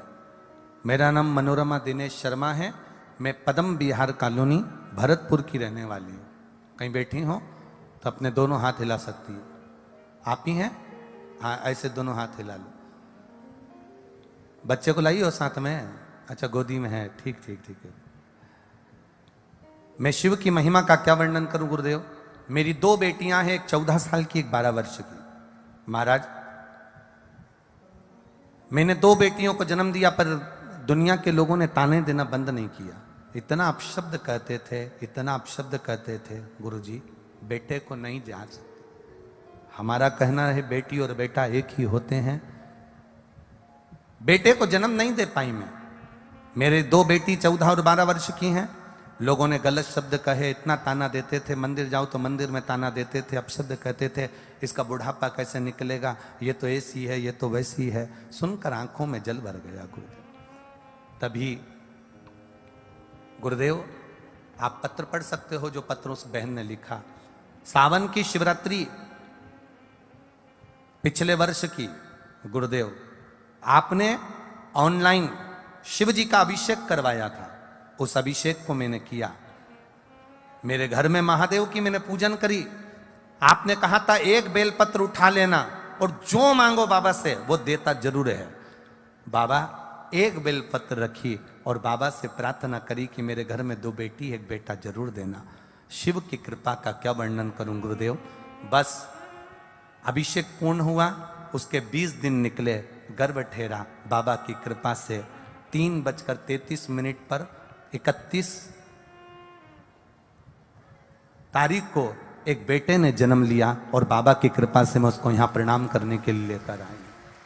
उस बच्चे को थोड़ा सा ऊंचा कर दो क्योंकि भीड़ ज्यादा है ना, यहां तक लाने में उसको समय लगेगा। ऊंचा कर दो थोड़ा सा। हाँ जी, हर हर महादेव। शिव तत्व है, बैठिए। हर हर महादेव। ये ओघड़ी है वो। देव अधिदेव महादेव से अपने हृदय की बात बड़े भाव से, दिल से बाबा देव अधिदेव महादेव से हृदय से कहिए, शिव से कहिए। जहां जगह मिले वहां बैठकर बोलिएगा। लोगों को भी श्री शिवाय नमस्तुभ्य माता हो स्मरण में रहता हो। थोड़ा आवाज से हमारी आवाज आप तक पहुंचे, आपकी आवाज हम तक पहुंचे, ऐसा दिल से बाबा से पुकार करिएगा। श्री शिवाय नमस्तुभ्यं। श्री शिवाय नमस्तुभ्यं। श्री शिवाय नमस्तुभ्यं। श्री शिवाय नमस्तुभ्यं। श्री शिवाय नमस्तुभ्यं। भोला सब दुख काटो मारा, ओ भोला सब दुख काटो मारा। शिव शंकर जपो तेरी माला, भोले बाबा जपो तेरी माला। भोला सब दुख काटो मारा, ओ भोला सब दुख काटो मारा। वेश है मंगल मंगलकारी, वेश है मंगल मंगलकारी। शमशान वासी हमारा, शमशान वासी हमारा। ओ भोला सब दुख काटो मारा, ओ भोला सब दुख काटो मारा। शिव कथा कहती है एक थोड़ा सा शक सती माता के भीतर हुआ। शिव जी ने सती माता का त्याग किया।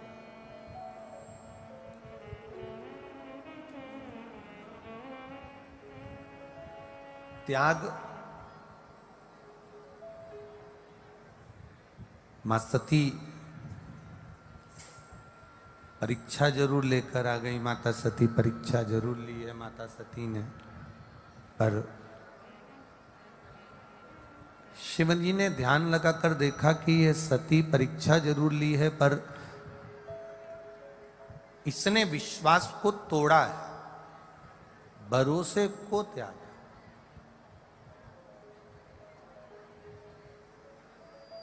बनावटी जो भाषा होती है, बनावटी जो बातें होती हैं, बनावटी जो भाषा बोली जाती है, वो रिश्ते को तोड़ देती है, संबंधों को समाप्त कर देती है।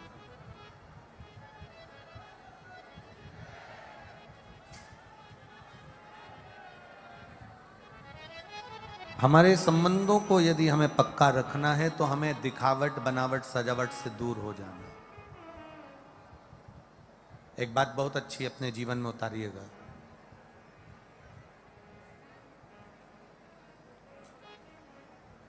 कभी ऐसा योग लगे आपके जीवन में कि आप जिस व्यापार को आपने करा उस व्यापार में आपको फल नहीं मिला, फिर आपने व्यापार चेंज करा, फिर बदल कर देखा, फिर उस व्यापार को कर देखा, उसमें फल नहीं मिला,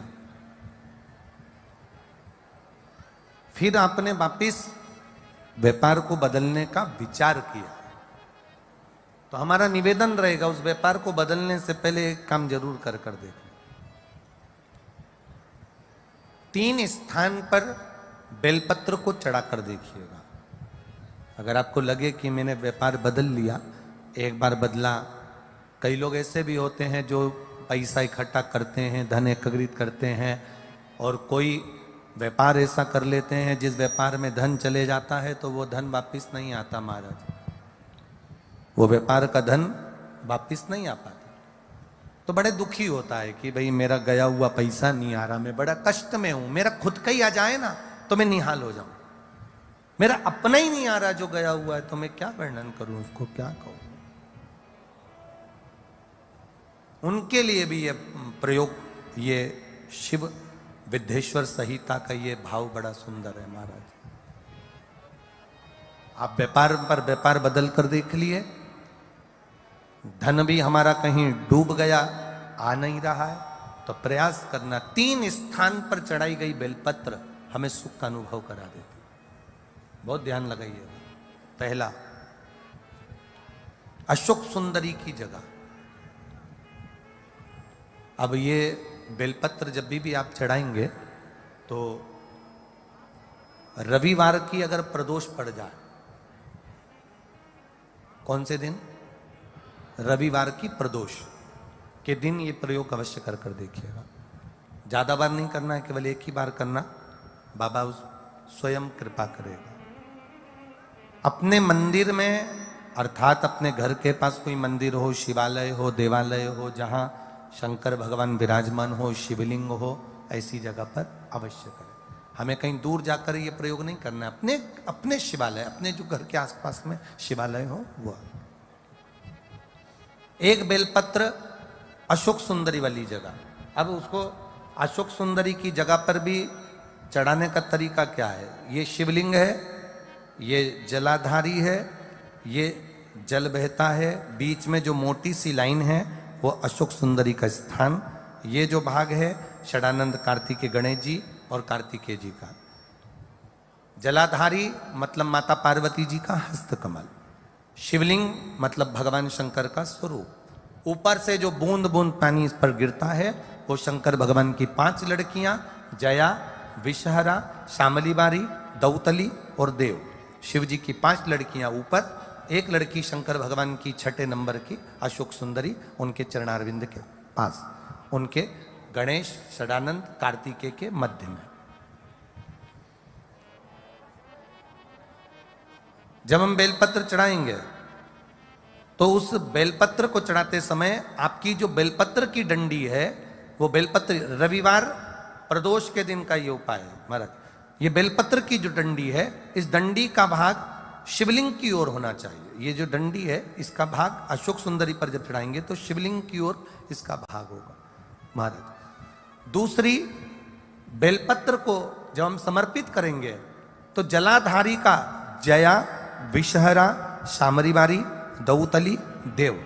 मान लो जलाधारी ऊपर नहीं है शंकर जी के, तो उसका स्मरण कर कर 5 कन्याओं का नाम लेकर जया, विषहरा, शामली बारी, दौतली, देव, इनका स्मरण कर कर शंकर भगवान के शिवलिंग पर बेलपत्र रखेंगे। बेलपत्र कहाँ रखना है? आप अगर यहां बैठे हो तो आपके विपरीत में डंडी का मुख होना चाहिए। ये बेलपत्र की जो डंडी है इसका मुख आपके विपरीत में हो। आप यहां बैठे हो तो डंडी उधर होगी, आप इधर बैठे हो तो डंडी का मुख इधर होगा, आप उधर बैठे हो तो डंडी का मुख इधर होगा। आपके ठीक विपरीत की ओर डंडी का मुख हो।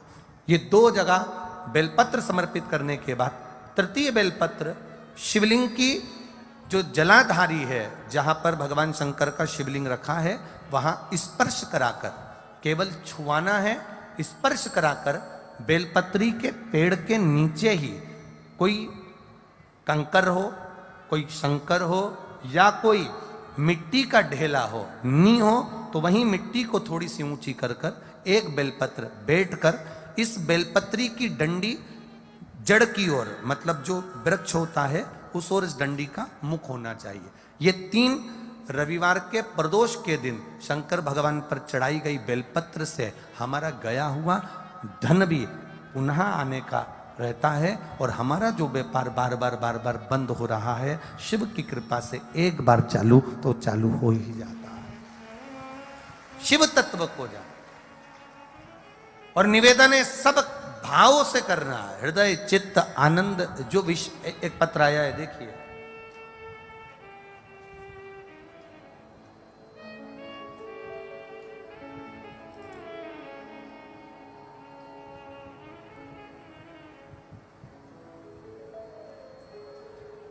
मैं सुशीला देवी भिवानी राजस्थान से आई हूं। कहीं बैठी हो सुशीला देवी तो हाथ हिला सकती हैं। भिवानी राजस्थान। मैं सुशीला देवी भिवानी राजस्थान से आई हूं। गुरुदेव, मैं बाबा का क्या वर्णन करूं। मेरा लड़का सरकारी नौकरी की तैयारी कर रहा था पर उसका जॉब नहीं लग पा रहा था। तब मैंने आपकी पंच बेलपत्र का प्रयोग करवाया और पंच बेलपत्र वाला प्रयोग कराया तो बाबा की कृपा से, पशुपतिनाथ की कृपा से मेरे बेटे का सरकारी जॉब लग गया। इसलिए मैं बाबा को यहां प्रणाम करने के लिए आई हूं। यह शिव तत्व है, जो घड़ी है। और ऐसे कई पत्र हैं जिन पत्रों में आप लोगों की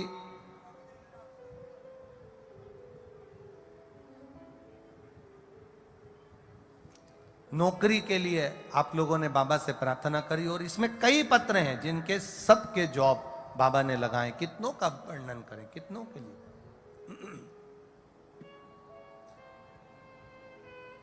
एक विश्वास के साथ, एक भरोसे के साथ, एक दृढ़ता के साथ आप शिव की आराधना करें। 3 स्थान पर बेलपत्र। तो अब जितने लोग भी यहाँ आए हुए हैं और जितने लोग आस्था चैनल पर कथा सुन रहे हैं, जितने फेसबुक यूट्यूब पर सुन रहे हैं, कौन से दिन करना है? जम के बोलो जरा। रविवार के प्रदोष। पहला बेलपत्र बोलते जाओ जम के, अशोक सुंदरी। दूसरा बेलपत्र शंकर भगवान के, जम के बोलिए,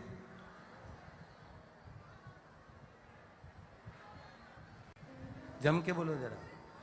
दूसरा बेलपत्र शिव लिंग के ऊपर 5 कन्याओं का स्मरण कर कर नाम बोलेंगे सभी। जया, विषहरा, श्यामली बारी, दौतली, देव। ये 5 कन्याओं का स्मरण करके शिवलिंग। तीसरा बेलपत्र जलाधारी, जहां शिवलिंग रखा हुआ है उस जलाधारी पर स्पर्श कराकर और वो बेलपत्र का भाग ले जाकर बेलपत्र के वृक्ष के नीचे। अब बेलपत्र के वृक्ष के नीचे ऐसा क्या होता है गुरुजी कि बेलपत्र के वृक्ष के नीचे भी बेलपत्र चढ़ाने का फल मिलता है? ऐसा है क्या? तो महाराज, कुर्म पुराण अध्याय 23 कभी ध्यान से पढ़ना उसको। स्कंद पुराण को ध्यान से पढ़ना। कभी मौका मिल जाए तो गर्ग संहिता को स्मरण करिएगा और कभी मौका मिल जाए तो विष्णु पुराण, नारद पुराण का स्मरण करिएगा और कभी मौका मिल जाए अगर हो तो नरसिंह पुराण का भी स्मरण कर कर आप उसमें पढ़ेंगे कि बेलपत्र के पेड़ के नीचे एक बार भगवान नारायण ने लक्ष्मी को सेवा के लिए रोका है। एक बेलपत्र के वृक्ष के नीचे मां लक्ष्मी, मां सरस्वती मां गायत्री, मां सावित्री, मां अंबा, जगदम्बा, जगद्धात्री, दुर्गा, सारी देवियां, सारे भैरव, सारी भैरवी, सारे देवता उस बेलपत्र के वृक्ष के नीचे रहते।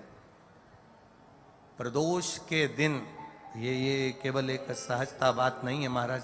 12 महीने की शिवरात्रि, हर महीने एक शिवरात्रि आती है, 12 महीने प्रदोष आती है, और भगवान शंकर का स्वरूप हम लोग जब पूजते हैं, स्मरण करते हैं, हम तो कई कई बार कह चुके महाराज। इसमें एक पत्र किसी ने भेजा है, उस पत्र में किसी बहन ने लिखा कि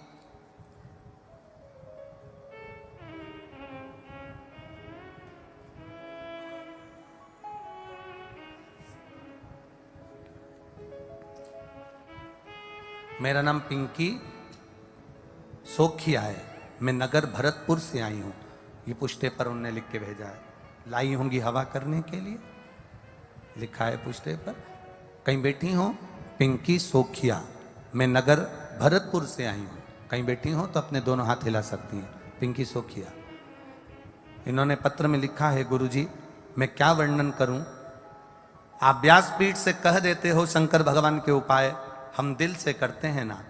एक दुकान थी गुरुदेव, वो कभी नहीं चलती थी, बहुत दुखी थे। आज बाबा ने ऐसा हाथ पकड़ा कि पहले नंबर पर दुकान मेरी चल रही है और मैं बाबा को यहां प्रणाम करने आया। ये शिव तत्व है, यो घड़ी, ये त्रिकालदर्शी या कैलाशी अविनाशी है।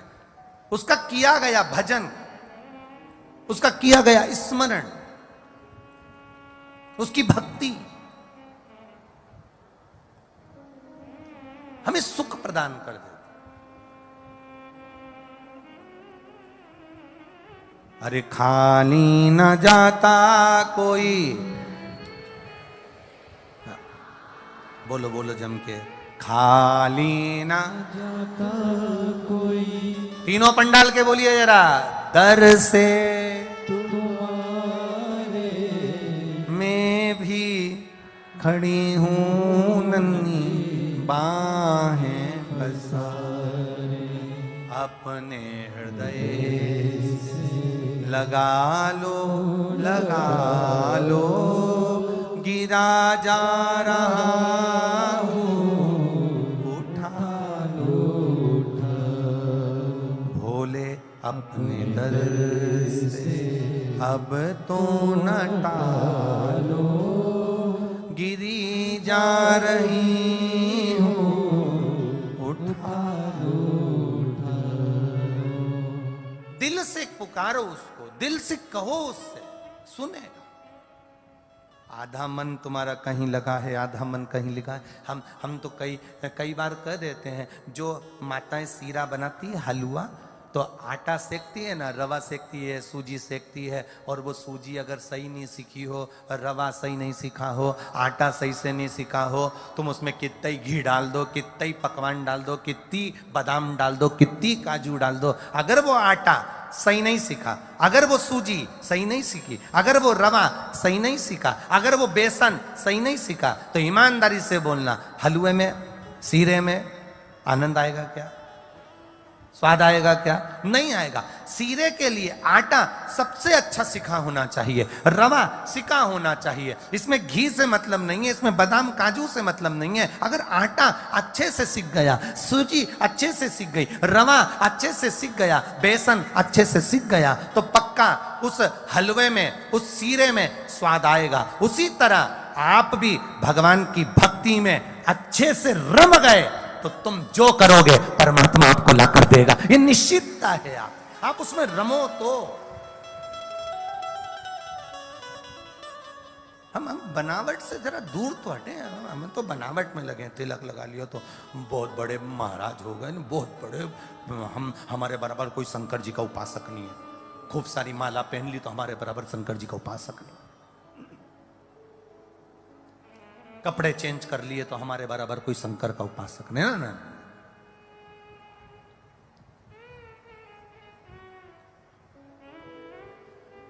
आप थोड़ा दूर हटो इन सब से। दिखावट, बनावट की भाषा भगवान शिव को प्रिय नहीं है। सती मैया ने बनावट की भाषा में आकर एक शब्द कह दिया, मैंने कोई परीक्षा ही नहीं ली। असत्य बोल गई मां। एक झूठ व्यक्ति की जिंदगी को बर्बाद कर देता है। एक कौवे को एक हंसनी पसंद आ गई। कौवा उस हंसनी को अपने घर लिया है। अब हंस को बड़ा दुख हुआ। हंस ने थाने में जाके रिपोर्ट कर दी, मेरी हंसनी को कौवा ले गया, मुझे मेरी हंसनी दिलवा दो। थानेदार ने रिपोर्ट लिख ली, केस चालू हो गया, अदालत में बात पहुंच गई। कौवे को मालूम पड़ा कि हंस ने केस लगाया है हंसनी के लिए और ये अदालत तक पहुंच गई है बात, तो कौवा जज के घर गया और जज के घर जाकर कौवे ने जज साहब से कहा, जज साहब, व्यक्ति की 7 पीढ़ी बैकुंठ में है कि नरक में, या तो कौवा जानता है या ब्राह्मण जानता है।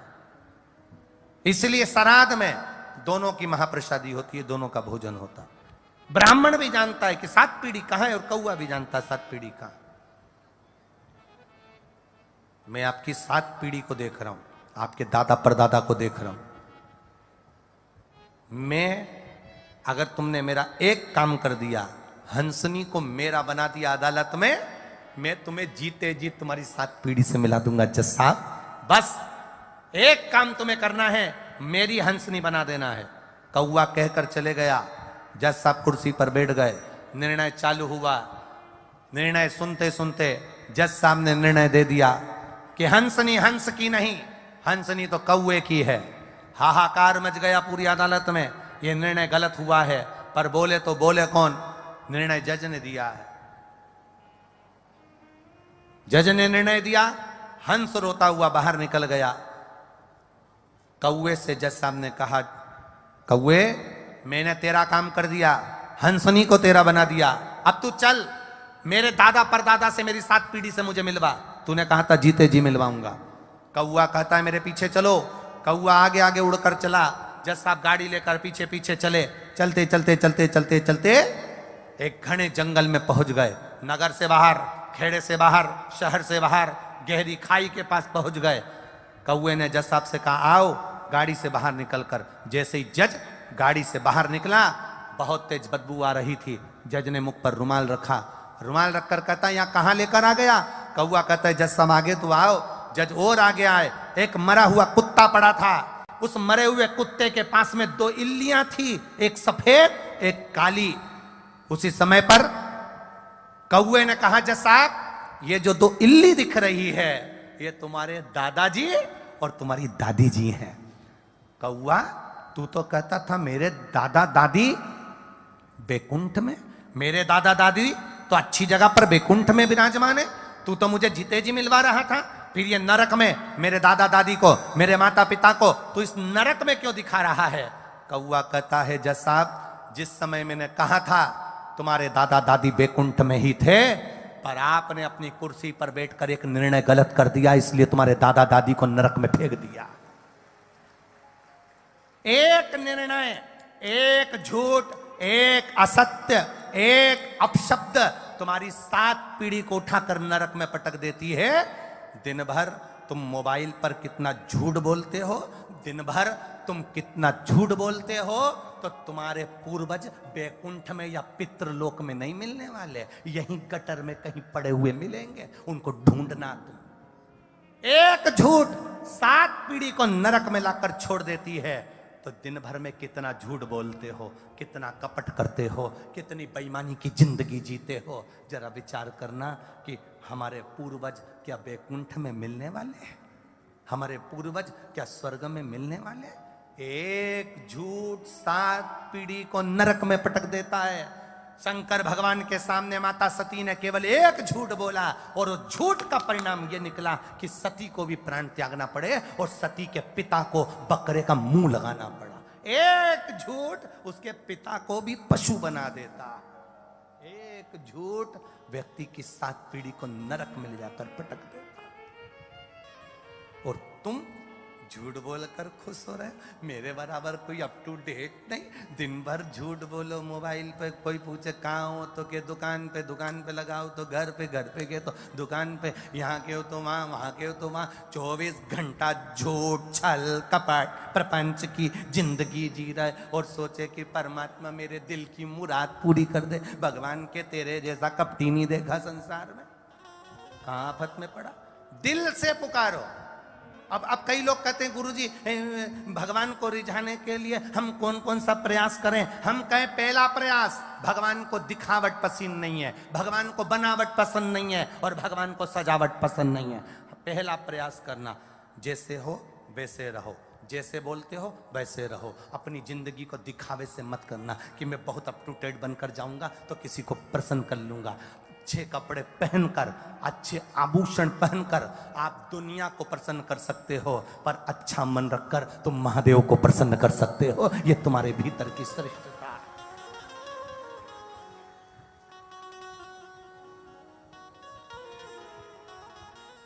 हम परमात्मा को प्रसन्न करने का प्रयास तो करें। अभी कल अभिषेक होगा, कल रात्रि को 9 बजे से 10 बजे तक हम अभिषेक करेंगे। सब अपने अपने घर में पार्थिव शिवलिंग का निर्माण करेंगे। कई ऐसे भी होंगे जिनके भीतर शंका का समाधान नहीं हो पाएगा। करें ना करें, क्या करा जाए। रात्रि का अभिषेक करेंगे ना करेंगे, शिवरात्रि का अभिषेक करें कि ना करें, ऐसा तो नहीं वैसा तो नहीं। तुम अपनी, और कई लोग आपको भड़काने का काम करेंगे कि कैसे भी अभिषेक ना हो, ना करें, और आप उनके कहने में आकर अपनी जिंदगी को फिर 1 साल के लिए पीछे धकल दोगे। फिर मौका ये सावन की शिवरात्रि का नहीं मिल पाएगा, फिर अधूरे रह जाओगे और वो इंतजार तुम्हारा बना के बना रह जाए। करो उसकी प्रार्थना।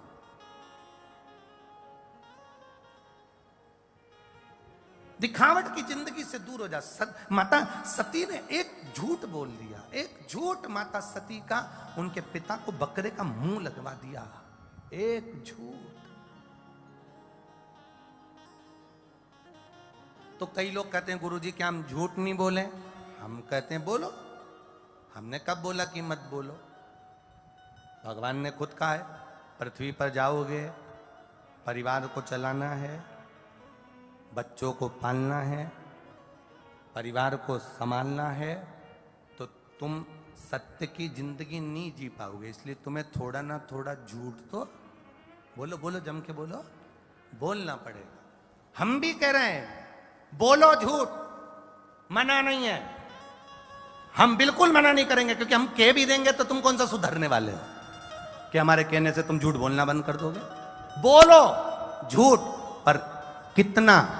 जैसे आटे में नमक डाला जाता है, इतना सारा आटा उसमें इतना सा नमक, स्वाद के बराबर। झूठ बोलो पर दिन भर नहीं, 24 घंटे नहीं। आटे में नमक के बराबर बोलोगे तो रोटी भी पच जाएगी और तुम्हारा जीवन भी संवर जाएगा। थोड़ा सा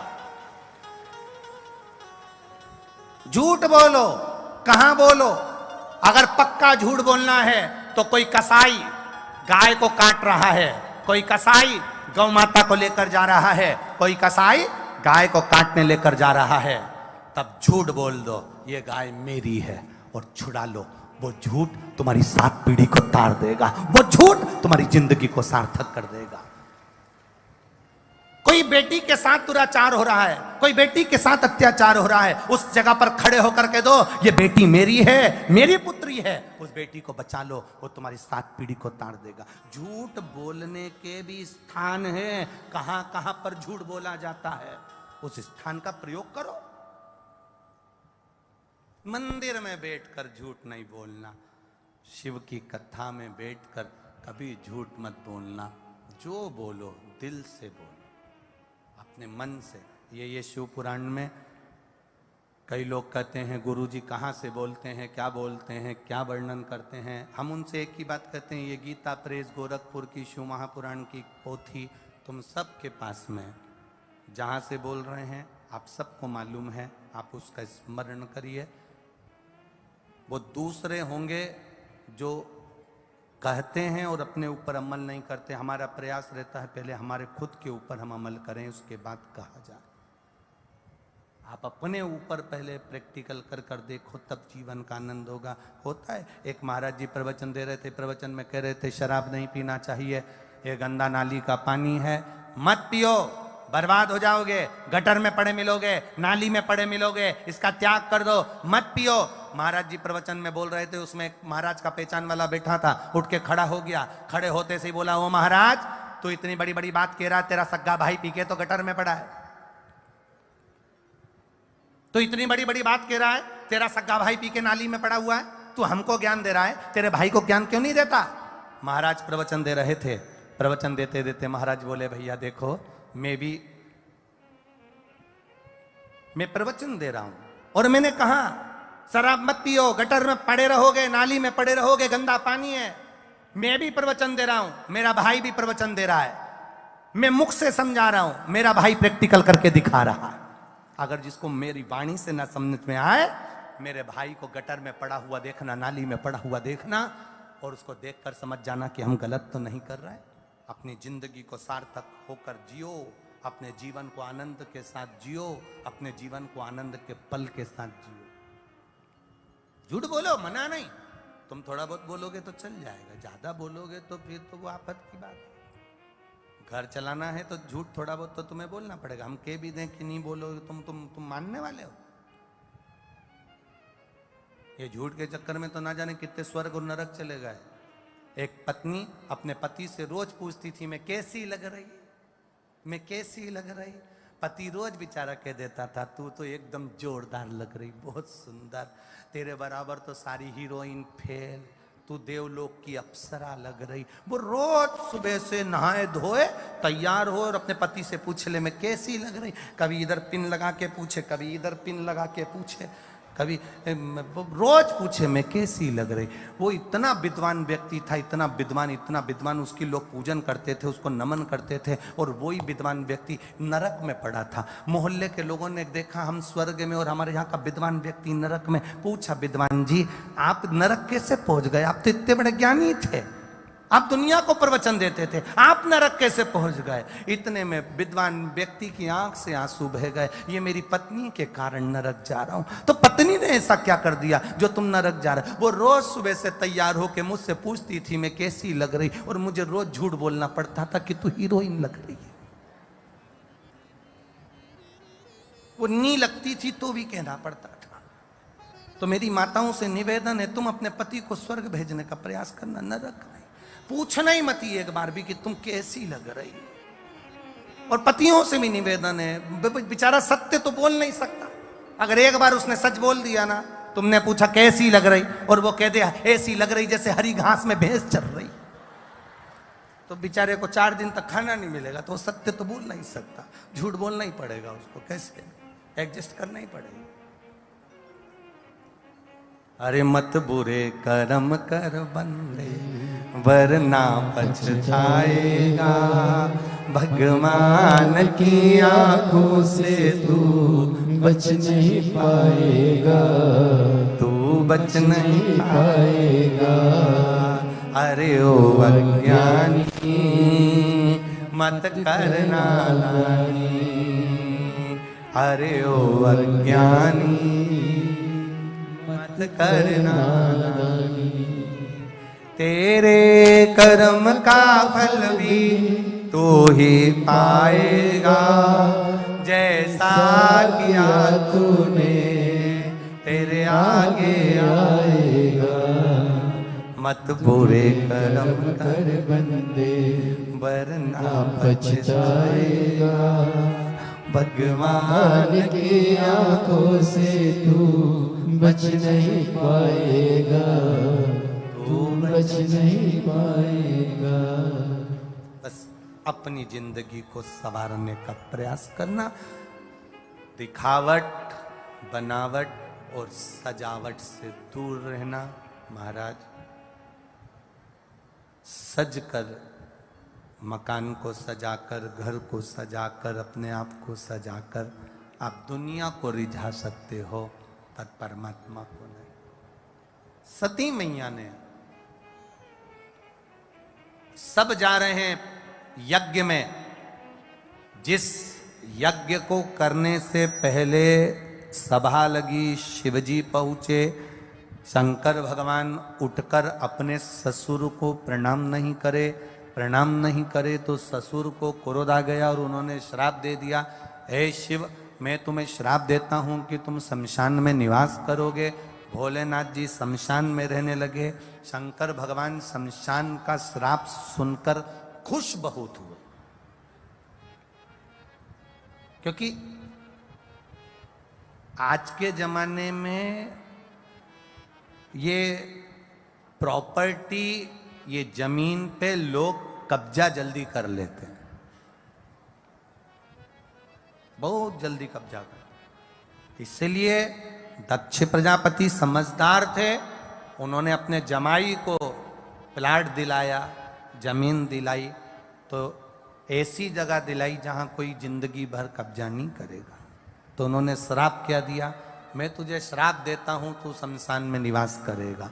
तो शंकर भगवान उठ के नाचने लगे, मेरे ससुर जैसा दुनिया में कोई ससुर नहीं होगा, जिसने मुझे प्लाट भी दिलाया तो ऐसी जगह दिलाया जहां कोई कब्जा ही नहीं करेगा। शमशान में कौन कब्जा करने जाएगा? शिव शमशान में रह रहा, मेरे ओगरदानी शंकर शमशान में बैठे, सती का मन से त्याग कर चुके थे, तब साधना में बैठे थे। सब जा रहे हैं दक्ष प्रजापति के यहां यज्ञ में।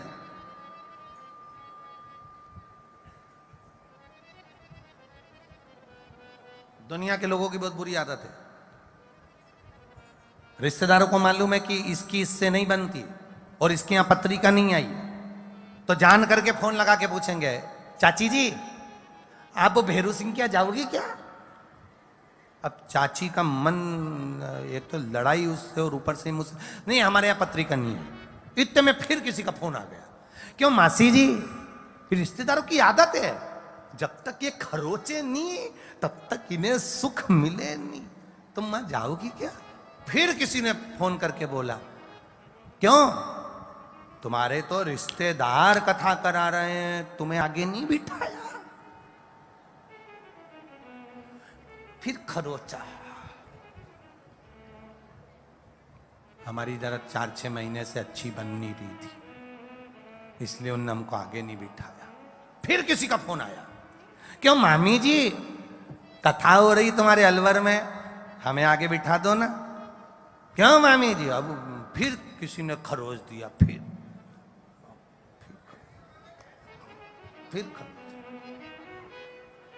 अरे महाराज, शिव महापुराण की कथा कह रही है, आगे और पीछे के चक्कर में मत रहना। जहां तुमको जगह मिल जाए, कंकर शंकर की धरा में बैठकर शिव पुराण सुनना, भूमि को मस्तक पर तिलक लगाकर चली जाना और झोली पसार कर प्रणाम कर कर जाना कि ये झोली भर देना, भर देगा। आगे और पीछे से मतलब नहीं होता। कहां बैठकर कथा सुन रहे हो उससे मतलब नहीं है, तुम्हारा चित्त कथा में कितना लगा है मतलब उससे है, तुम्हारा मन कितना कथा में लगा है मतलब उससे है। तुम भगवान से जो निवेदन करने आई हो, इतनी दूर दूर से 500-700 हजार रुपए खर्च कर कर, ऑटो कर कर, गाड़ी कर कर, किराया लगाकर यहां पहुंची हो, ऐसे ही नहीं पहुंची हो, तुम दिल से बाबा से प्रार्थना करने के लिए पहुंचे, दिल से कह कर जाओ। कहां बैठे उससे मतलब मत रखो।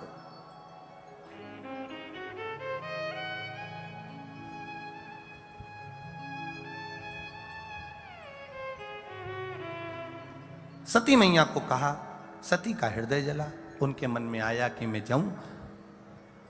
शिव जी से कहा मुझे जाना है, भोलेनाथ ने समझाया मत जाओ, क्या करोगी जाकर अपने पिता के यहाँ। उन्होंने नहीं बुलाया, नहीं मानी, चली गई यज्ञशाला में कूद कर अपने प्राणों को त्याग दिया। बहुत बड़ी गलती कर गई सती मां, बहुत बड़ी गलती।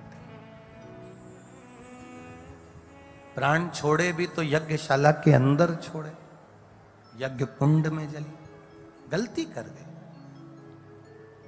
तुम्हारा कितना भी लड़ाई हो, तुम्हारा कितना भी विवाद हो, तुम्हारी एक दूसरे से कितना भी विवाद हो, कितनी भी लड़ाई हो, कितना भी तुम्हारी दुश्मनी हो, पर कोई धर्म का कार्य हो रहा हो, सत्कर्म हो रहा हो, अपने नगर में, परिवार में, कुटुंब में, अपने क्षेत्र में, कहीं अगर भगवान की कथा हो रही हो, यज्ञ हो रहा हो, अच्छा कार्य हो रहा हो, तुम्हारी कितनी भी एक दूसरे से लड़ाई हो, पर उस धर्म के कार्य में तुम विघ्न उत्पन्न मत करना। सती मैया ने गलती कर दी, यज्ञ की कुंडी में कूद कर मर गई। शंकर भगवान को क्रोध आ गया और अपनी पत्नी को श्राप दे दिया, ए सती, तू यज्ञ की अग्नि में कूद कर मरी है। नगर में कार्य हो, अच्छा कार्य अपने नगर में हो रहा हो, यज्ञ हो रहा हो, अनुष्ठान हो रही है, कथा हो रही है, शिव कथा, राम कथा, भागवत कथा, कुछ भी हो, बन सके तो उसमें सहयोग करो, टांग मत खींचना। अगर जो टांग खींचते हैं ना वो हाथ के रहते ना टांग के रहते, टांग मत खींचना, बन सके तो सहयोग करना, बन सके तो सपोर्ट करना। सती, तूने अग्नि में कूदकर, यज्ञ की अग्नि में कूदकर प्राण त्यागे, मैं तुझे श्राप देता हूं सती, तू कोयल की योनि पाएगी। पार्वती के जन्म के पहले माता सती को कोयल बनना पड़ा था। कोयल बनकर घूमती रही, घूमती रही, घूमती रही, प्रणाम कर कर निवेदन करा, कब छूटूंगी कोयल की योनि से। कहा जब 2 आषाढ़ पड़ेंगे, आषाढ़ का अधिक मास पड़ेगा, 2 आषाढ़ पड़ेंगे, तब कोकिला व्रत होगा, उस कोकिला व्रत में तू कोयल की योनि से छूटेगी, तब तू पार्वती की योनि में जाएगी और तब मुझे पाएगी। ये जन्म का कोई वृतांत साधारण है? अपने नगर में कोई अच्छा कार्य हो रहा हो, यज्ञ हो रहा हो, भागवत हो रही हो, शिव पुराण हो रही हो, अच्छा कार्य हो, बन सके तुमसे बने तो सपोर्ट करो, तुमसे बने तो अच्छा काम करो, तुमसे बने तो हाथ बढ़ाकर आगे आगे सब कार्य करो, नहीं बने तो अपनी टांग बीच में मत अड़ाओ। जो टांग बीच में अड़ाता है या विघ्न डालने का प्रयास करता है वो शंकर की दृष्टि में आ जाता है, और शंकर जी अभी तो नहीं सल्टाता पर बाद में ऐसा सल्टाता कि मुंडा दिखाने के काबिल नहीं छोड़ता।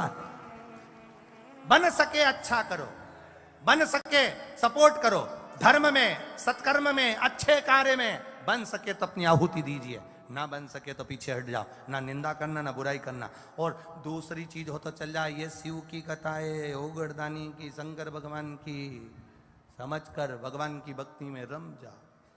छूट गई सती मैया का शरीर, दक्ष प्रजापति को बकरे का सिर लग गया, पार्वती मैया का जन्म हो गया, शिव जी के साथ मंगल विवाह हो रहा है, शंकर भगवान पार्वती को लेकर पधार रहे हैं। जोरदार ताली बजाएं शिव पार्वती के मंगल विवाह का।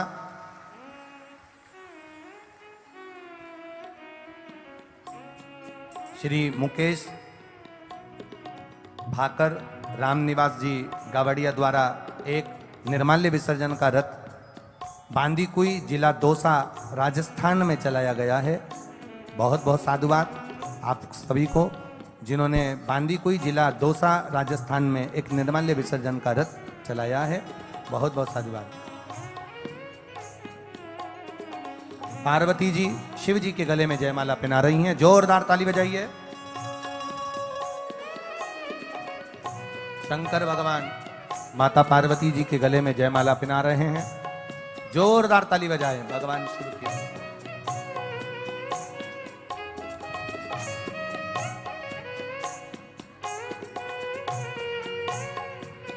बोल काशी विश्वनाथ भगवान की। हर हर महा